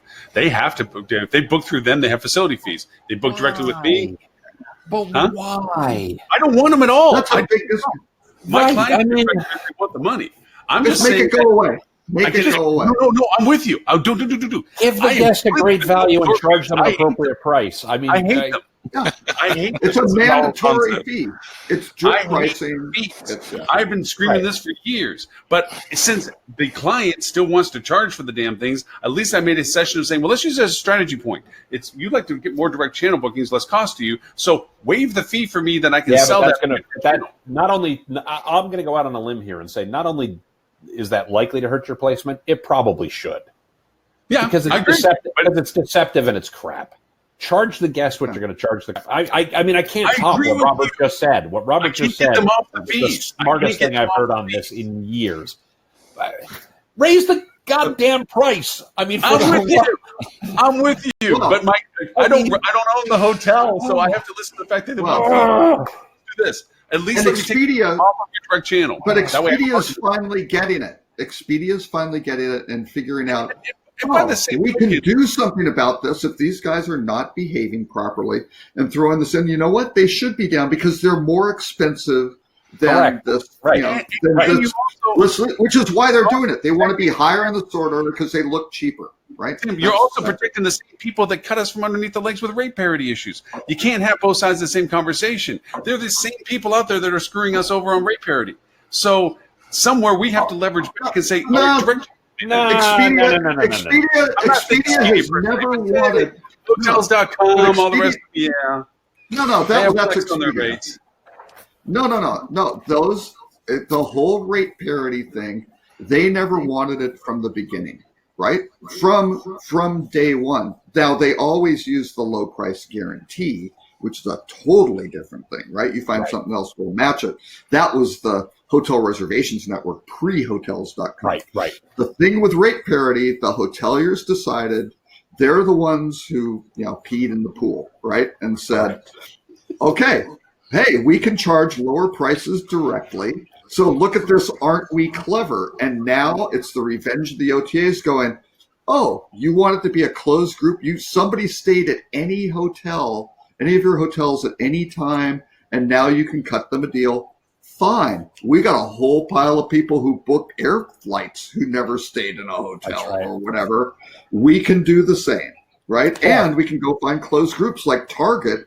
And guess what? We're going to give them 10% off, and you can't do anything about it. So is this the new? Is this the new Robert Cole? I want to jump in on this for one more second because there's a point of history here that matters too. Plus, getting away from rate parity was the dumbest thing that hotels have ever done in the history of online distribution, by far. And it's so dumb, people didn't realize how dumb it was for too long. The reason it is dumb is it always benefited the OTAs. And it always benefited the OTAs because what you taught the consumer from the day that digital started with online travel was if you keep shopping around, there's a better rate out there to be found.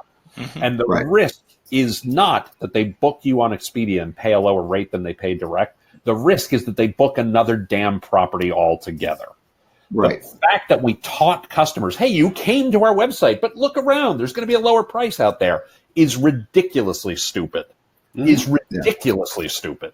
And it has hurt the industry for 20 years. And that's why I get pissed about it, because I've been having this argument for 20 years. Right. It is the low price guarantee. Right. And they made the low price guarantee not be exposed. Right, with all these disclosures, sort of all these exclusions, and all these Hey, the apex of it. Remember when we had the fuel price crisis? Wait, hold on one second. Charge your guest a good rate that offers them good value, and they will come back to you again and again. On it. Jim is talking crazy again. Oh my God. The apex of our stupidity was during the fuel crisis stuff. Remember where we were adding a fuel fee on top of a resort fee? On top of it was like, really? Is there going to be electricity fee, cable fee coming on now? I mean, it's like, where do you start fragmenting these additional fee funds from? I'm a huge advocate of one great price. The hotel industry blindly follows the airline industry. And the problem is they do not have control over the origin destination nonstop markets. Flat out, right? It's, if you can offer a nonstop flight, you can kind of call the shots because someone else has to, they got to stop somewhere, and that's inconvenient. Really different. Like Charlotte in the middle of a cancellation where the density of the people was so much you couldn't walk out of the gate because the walkway was full of people and they had no space to walk anywhere else. That kind of place. It increases risk. A connection increases risk. If you reduce risk through a nonstop, you should get a price premium. Simple economics, right? Here's the thing, though, guys, because I agree with 100% of everything you just said. How stupid the rate parity situation is. How stupid resort fees are. Like, I agree 100%, but getting from where we are to where we should be is going to be almost impossible because you can't, unless regulation comes in, rate parity is in the situation it's in. So we've got to deal with it the best we can. And resort fees, it's really hard. I work with a lot of clients. They're resorts that have resort fees that are making millions and millions and millions of dollars a year Absolutely. from that fee. So to go to them and say, stop it because it's bad, Be the good guy. they're going to just look at their financials and laugh in your face and say, I'm not stopping this. This is free money. Why would I ever stop it? So but it's not. Right. It's a mandatory fee, so it should be part of your rate. And the local jurisdictions absolutely in a perfect charging society, them as room occupancy. Legislation is the only it's got to be thing regulated. That's gonna It's a stop federal it. Federal Trade Commission, states attorneys generals, and at least until 2020 with a hotelier in the White House, highly unlikely that will occur. What Expedia is doing, and I've seen articles come out since Expedia took their stance and say, oh, Expedia is going to be what is the death of resort fees. No, it's not, because it's not a big enough slap for people. It's not painful enough. And that's what I was asking. Is this the beginning of an argument against it? Because hotels it's an argument against it. Yeah, it's one small argument against it. It won't stop it. But again, we had 26. What you just said, the only place I would push back at all on what you said, first of all, I agree. I work with some resorts. I understand this completely. I also say that what we're trying to do when we're having these conversations with the folks we work with is start to wean them not away from the revenue, but away from acquiring it that way. Because when the regulation comes in, it's going to go away completely. And they're going to be in a position of, oh, crap, now what do we do? Right. And what I was saying is that I use it as a marketing tool that if this is one small step for man kind of thing, if I can get some convincing to waiver that off of the direct channel because the cost savings is not being on alternate channel, then it's a leverage point. Because to Stuart's point, I can't get my client off of it. It's free freaking money. It's like the airlines with the baggage claim, the baggage stuff. It's money in the bank. It's the opposite of that, though. It's actually the opposite of the airline stuff. The airline, they unbundled their product and they said, hey, if you want to optionally bring a bag or you want to optionally select your seat or you optionally want to use the overhead or the restroom or, sit down while you're flying or whatever it gets to, right? That's not unbundling, Robert. You can do that. Just slicing out what you already were giving them. Right, but you have the option of whether you get it. Like you have the transportation, but anything else you pay for because it improves your experience. I'll make one contention to that. The economy tickets are a choice whether you don't want to bring a bag. But your ticket, you still have a space to put a bag. You're still including. But you only have these 5 seats to pick, right? And now if you want to sit in a good seat, you have to pay an extra $20. I know there's a difference to it, but the point of it is it's free money for what they were already doing. It's just not the same as the airline. Wait, it's they not unbundled it because again, forget the airlines. It's not free money because you are pissing off a lot of guests. Yes, I will agree with that. I will agree with that. For a number of guests. There should be zero revenue impact. Zero revenue impact. Right.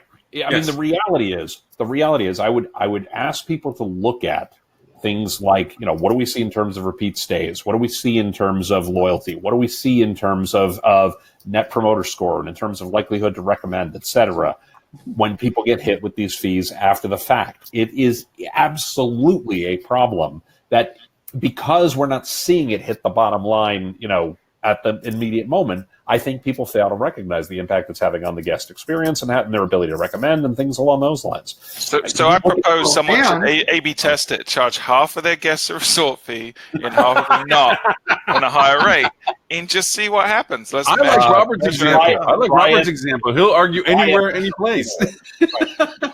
Robert still wins the prize. He wins the prize on that one, man. Order of the day. If other people are misbehaving and the presentation of the fee is after the fact in the booking funnel sort of thing, yes, you will wind up being penalized and or you will not get as much traffic. But the other problem is, I just look at it as, if you have a direct conversation and explain to a guest why they have to pay this resort fee for Wi-Fi, you get all this stuff. They start saying, I'm not going to use the health club. I'm not going to do this. Why are you making me pay for that stuff? I'm not going to use the Wi-Fi. I'll use my hotspot off my phone. Right. And you lose those arguments every time because it is the antithesis of the airlines, right? So we're at a point where we can do the rut row, but Holly piped in just to say this is more heated than the dem debates. I didn't look at the chat. Did Holly comment on my haircut? Holly, I cut my hair for you. I'm not going to grow it down to my lower He was back. going to put a rat tail on it, though. I think he's saving space for a rat tail. I'd like to point out that once upon a time there was a little girl who was charged resort fees, and I was that little girl. That little girl. Hey, well, you know what?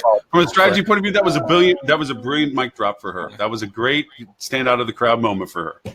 Now the fact she's selling T-shirts, I don't know, but no. The planned one that she had was the food fight versus the food on the table. That was certainly rehearsed and tested and everything. Oh, by far. But she executed it very, very well. She delivered. You almost saw her go, this is the time I can drop it right there.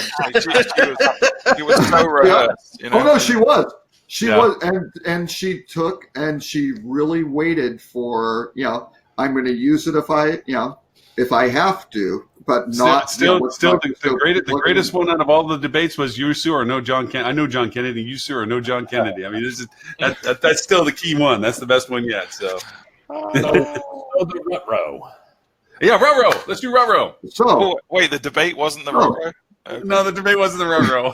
I'm afraid that the next 18 months are the Rut-Row. Nonetheless, November 7th, 2020 could be the Rut-Row. I liked on the Rut-Row purely Bloomberg Business Week's headline writers, whoever the headline editor is, was brilliant here. The hotel hackers are hiding in the remote control curtains. So I think that's quite the image. So it basically said the subhead was the back doors to your personal data can be found in everything from smart fish tanks to pineapples. And I've used the MGM fish tank hack. Previously. Well, I think they made a really good point that brand is responsible for certain levels of technology, but the hotel owner is responsible for a lot of the latent technology at property level, the door keys and so forth, and they're always on that thin line of profitability, so they're keeping them up to date or keeping them under control or something. I think that was a great point, that there is too many people in control of too many variables for any one person to go and say, hey guys, all these things, are they all sealed up and closed up and people can't access this versus that kind of stuff? But they also made another great point about the fact that you go online, you still log into people's PMS systems because they leave them on open source online, which is absurd that you're just going to use your password and get past the wall. We underinvest in security. I didn't mean to surprise you with that. Say it isn't so. Wait, stop. No. Yeah, but I mean, So I'll tell you a story, and this is really scary for me as a consumer, but it's been really interesting as a vendor. So one of Fuel's products is a mobile app, and we've recently added digital key functionality to it, right? So our first integration was with Assa Abloy. So if anyone's using Assa Abloy locks with the low light Bluetooth functionality, they can use our app now to open the doors, which is really cool. But in order to certify with Assa Abloy, you actually had to fly a developer out to Europe, to their headquarters, and go through a week-length training session in development where they would look through every line of code.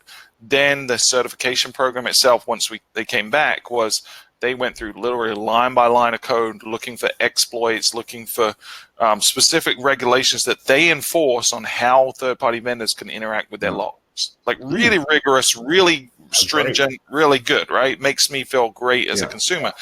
Assa Abloy was the first one we did. So we just assumed all the lock manufacturers would be this stringent. We've since, and I'm not going to name them because I don't want to get sued, but the other ones we've dealt with and their major lock brands have none of this. They're just, here's our SDK, have at it. Yep. That's it. Yeah. That is freaky scary, dude.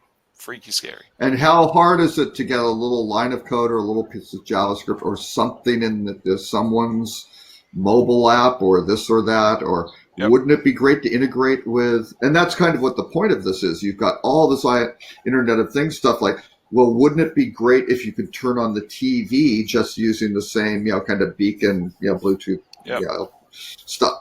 wouldn't that be cool? And not have to go through the system. You could just have it directly, because if anything's down with the Wi-Fi, or it'd still work.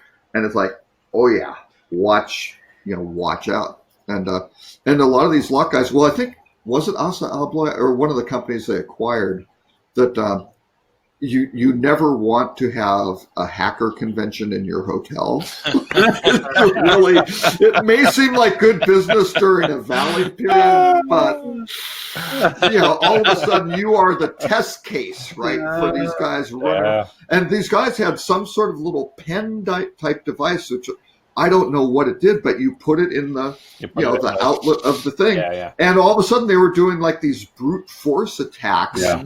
And they were going, oh, yeah, we could run through all the combinations because it's whatever bit or a 12-bit code or whatever. Yeah, you got to do it for about 90 seconds. But we get it and we crack it like that. And they were cracking things. They go to 2 locks, and all of a sudden they could figure out what the pass key was for the housekeeper or something. I mean, you're just like, oh, my God, this is. I mean, I've seen it. I've personally seen it where I've seen the back of the house network available on the Wi-Fi, and that you go in and goes right to the user pass screen for their interface.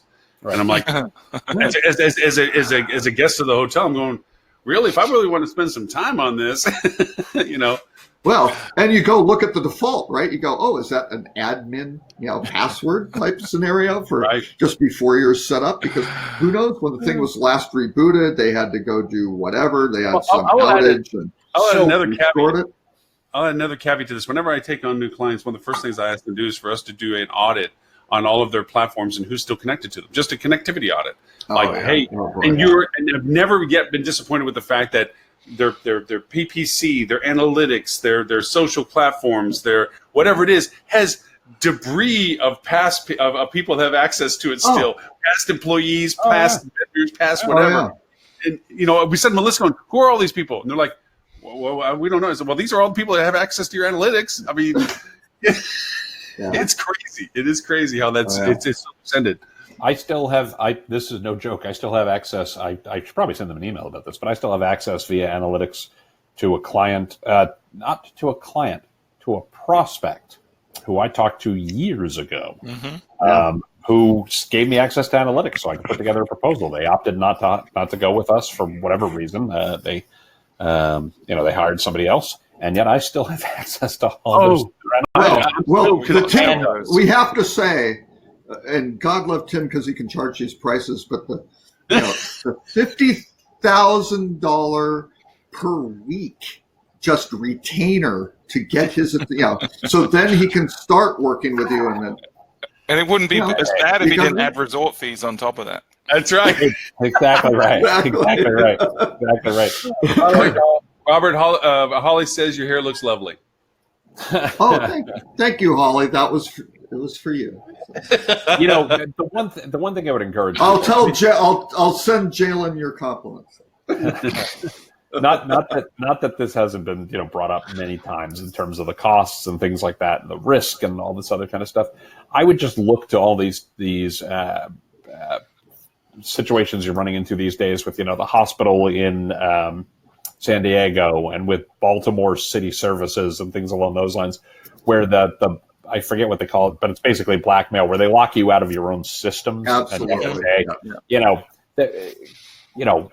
you're only going to want to pay for this one time, so you might want to pay for it before it costs you a whole bunch of money.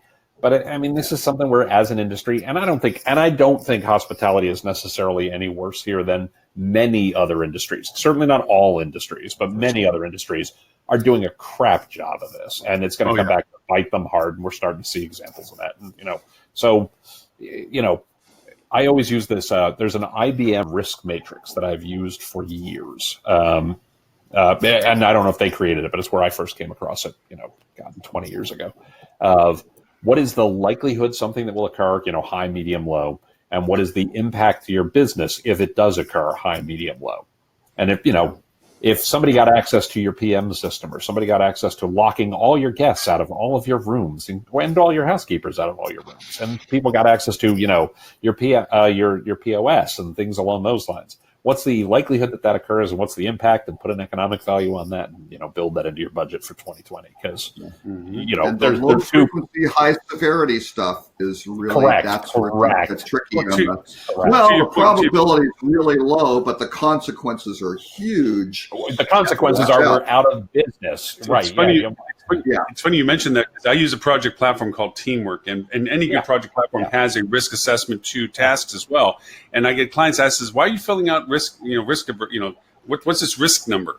I said, one, if we don't do it on time, what's the risk factor of that actually happening, and what's the impact of it if we don't hit it on time, so that we know the prioritization from all of this. And to the point of that, things, audits and security checks and stuff like that always go as high risk, high value. For all the stuff we put in there, that's a key element to our project platform, because it's like we got to make sure that when we change accesses and so forth, I send out courtesy letters to get clients after we're done working with them and so forth, saying I'm still getting your data, I'm still connected. If you want me to be, because you think you're going to use my services again, fine. But if we're done, I would recommend that you go back through, just like we did when we first joined you, and clean out the fact that I don't need access to your stuff anymore. Right. But it still falls on deaf ears. I mean, I'm still getting access to stuff. Well, I mean, it's a situation of I really think there are, two types of companies in the world, right? Those that have been hacked and those that will, right? Yeah. And at a minimum, I always think of like the LoJack approach.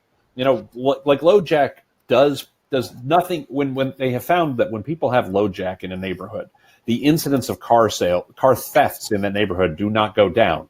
Just the incidence of car theft for you goes down a lot, right? Simply, you've just raised the cost to the car thief of stealing your car. You haven't raised the cost to them for stealing all cars. Right. Figure out what the LoJack is. Sticker in your window, right? Correct. Sort of Exactly. In your yard. Exactly. Yeah. Raise the cost. Find an easier target. Right. And it still does. Yeah, right. It's still driving me crazy because I'm still trying to take our own advice. It's like I'm trying to get off of that singular password on multiple platforms. I use encryption now. I use a single entity to hold it, but I still am lazy with my familiar accounts that I tend to keep a series of passwords I rotate between. But they're all frequently used passwords. But I'm trying to get off of those things, and every time I do stuff now with the two-factor authentication, it drives me nuts. Yeah. I'm like, oh crap, I gotta go through that again. But I'm so happy when I see stuff like, I have to do that factor. At least there's a little extra layer on there. It doesn't solve it. It's just a little extra something that's more challenging. Have you seen? And by the way, I don't claim to be a security expert. This is not really my area of expertise by any stretch. But I just read a thing the other day that I thought was fascinating, and it appealed to me because I really pay attention to customer behavior, consumer behavior, right? How people act. And apparently, Microsoft, in its most recent in the next version of Windows or the next security update to Windows or something along those lines, for the admins, for whatever it is, the status where it requires password changes every 6 months or whatever is turned off by default for the first time ever, because they have found that making people change their password regularly is a greater security risk. You're actually better off coming up with one super secure password that you never change unless there's an incident where people break in, because they find when people have to change their passwords all the time, they end up choosing really crappy passwords. Things that are easy to remember. And so you're much better off using something like a 1Password or like a LastPass or something like that. LastPass, one of those kinds of things. And having it set, just a random string of characters that A, you never have to remember, and B, is very tough to crack, and just leaving it forever because, if somebody hasn't hacked it, you've got the LoJack. It's too hard for people to hack that one. Just leave it alone. Mm-hmm. Yeah. So I know that some of the platforms I believe there's a Chrome extension. I think it's called Password Checkup. I'd have to look at it. But it basically has a list, and it cross-references everyone who's been hacked. And when you go onto a website, Password has that too. It'll tell you at-risk ones. Yeah, it's called Watchtower. It'll go through and say, hey, these passwords that you're using on these accounts that we have information on, that password's out in the market. They know that password's associated with you. And that's ones I try to go tackle and go through with it. But I mean, even still on some things, like for client side things, I do things where all of the people that I have access to the accounts that we create universal access to our client accounts are opaque. when they go to log in, they use RoboForm as one of the platforms. Yeah. And they don't see the user password. It's all dots. So the only person that ever saw the password when we first got it was me when I had them add the account. And so and then I turn them on and off on access. So we even try to add an extra layer on our side that when we're accessing client information, even the people that I have working on it don't necessarily see that user and password functionality. Right. Yeah. That's smart. Yeah. All right. Well, we are at the 2-hour mark. Yeah, I gotta go. Mr. Tim, thank you for burning off your lunch. Because I know. And by the way, did you get a new camera? Because you're in crystal clear resolution today. You're looking sharp. Did I get a new camera? Yeah. No, it's my. I use the camera that is built into my laptop. It's doing its job today. I've had the same laptop for 2 years. I brushed my hair. That might have helped. Well, I think you parted it different.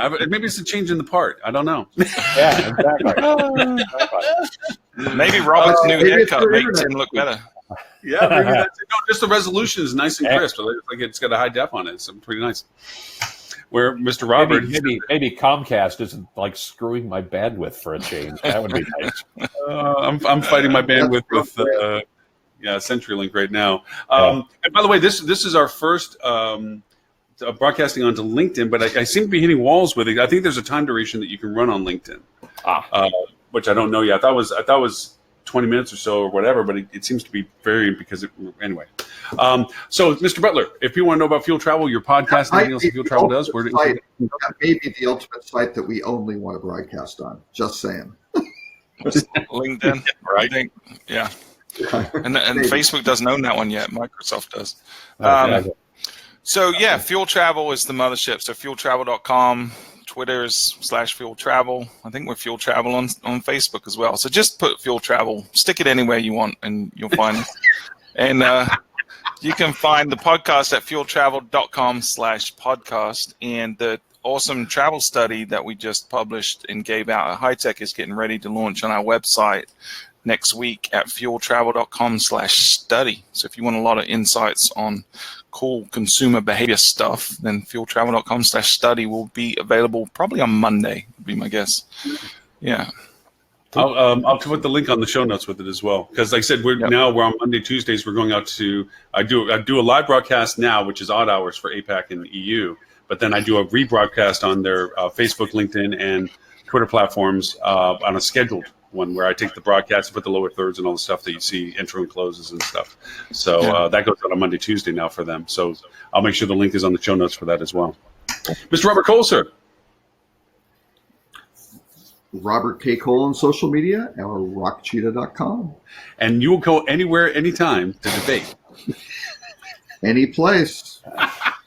Yep. All talk resources. That is the key. That is the key function of today's show. I'm totally going to steal that, Robert. My God. Are you kidding me? I've already stolen it twice during this episode. And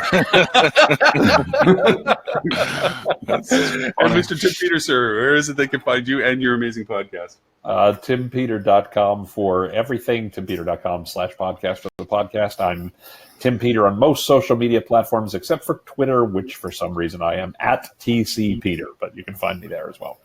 And where can people find you, Lauren? Well, right now, currently still will be hospitalitydigitalmarketing.com. For the show notes, and all previous other shows, it is hospitalitydigitalmarketing.com/live. Very short URL, easy to type. Nobody misspells it. It's not a problem. So related to that, I was talking to a guy that's with a management group this past week, and I said, hey, you should come on this show. We do it every Friday at 11:30 Eastern. It'd be interesting for you to come and tell us what you guys have going on. They're a fairly new management company, and they've been picking up a few interesting properties. And he said, okay, where do I want to go see the show before I come on? And I said, hey, this is the URL, hospitalitydigitalmarketing.com/show. And he's like, that's the longest URL I've ever heard. Funny you should say that. We kind of make fun of Lauren every single week about the length of his URL. We will be migrating it to a shorter URL, which is yet to be determined since I can't seem to get a consensus of appreciation of naming it on some of the ones I've bought. So I'm still looking for the magical URL that everyone says, oh, that's pretty good. We'll do that one. I know we've gone very long. I know we're trying to wrap, but I have to tell one funny story. when I was at Leading, this is pure digression. When I was at Leading, I'm sure this is outside the statute of limitations. Leading Hotels has had a problem for years in that the brand itself cannot be trademarked, right? Because it is too generic a term. So we'd had, literally for about 10 minutes, we had a discussion once about, should we talk about changing the name of the company to something that was trademarkable, right? And I remember at some point in the discussion, people were, and obviously there's a lot of emotion. It was an 80-year-old brand. It's something people loved, et cetera. And this was just pure float a trial balloon about, is this a good idea or not? And I happened to mention, we own LHW.com as the domain, and I'd sure hate to get rid of that because it's real tough to come by, 2 with 3-letter domains. Mm-hmm. And literally that ended the discussion. And I didn't mean it to. I was just throwing it out there as a thing, and everyone, oh yeah, no, we don't want to lose that. Never mind, forget it. And then we moved on. Tim, the killer of brand conversations. That was about a decade ago. So if you see Leading change its name anywhere in the next couple of days, that was all in progress long after I left. So after you're gone. Well, with that in mind, gentlemen, thank you very much. We are going to Stuart, the gentleman that you introduced us to, Julian, that company that first listed you about joining your podcast. We're arranging July 5th. They're going to join next week with us. So you have to be here since you're the one that brought us here. But it should be interesting to hear what they have to say about their the plans and their strategies and so forth. So we will have a guest host next week. Yeah, they may be mad at me because I said I didn't want them on my podcast. But hey, we can go on this lower tier. Yeah, you can slum over here if you want. You can't go to the Didn't pass our quality standards, but this one's that's fine. Right. Didn't hit the threshold, but we don't have thresholds or standards on this show, so it's okay. No. And that is how we differentiate ourselves as a brand. And by the way, I need to point out, unfortunately, I won't be here the next 3 weeks, which is I hate to miss 3 in a row. But next week I will be traveling for the holiday weekend. The week following that, I am in meetings with a client that overlap. And the week after that, I'm having root canal. So, that sounds fun. Root canal. Yeah. Actually, be on the show with us with the Novocaine still in effect. Oh, yeah. Yeah. Oh, man. That'd be awesome. Yeah. I'm really not going to do that. I'm going to be... I suspect I'm not going to be in a good mood at all. In a drug-induced stupor, we convince you to come on. Oh, come on, Tim. Come on, you can do it. So one slight tangent, too, related to that. So last week, I don't know if you noticed or not, but at the beginning of the show, that morning, it actually had a crown. And the bottom right of my mouth, they couldn't numb it. They literally gave me 3 injections, and I could still feel it. So they're like, I don't know what to do. We're either going to have to put you asleep. And they kept trying, and it hurt like heck, right? So then finally they're like, well, we got one more thing. This is literally like a horse tranquilizer we can stick in there. It's like the super potent stuff they inject when they're extracting teeth, I guess. So they did that, and my whole side of my face, just because I'd already had 3 regular doses, they put in this other thing, and my whole face just, I felt like it was paralyzed. It was crazy. So I had that done at like 8 a.m. in the morning. It still hadn't worn off by the start of the show last week. So if you watched the beginning of the show, I was like drooling out of the side of this mouth because I literally had no feeling. I just thought, we didn't notice any difference. So wait, but I didn't get feeling back in my face. What's going on? That's probably true, but I didn't get feeling in my face back until the end of the show. So I was trying to hide it, but I'm sure it was apparent to some people.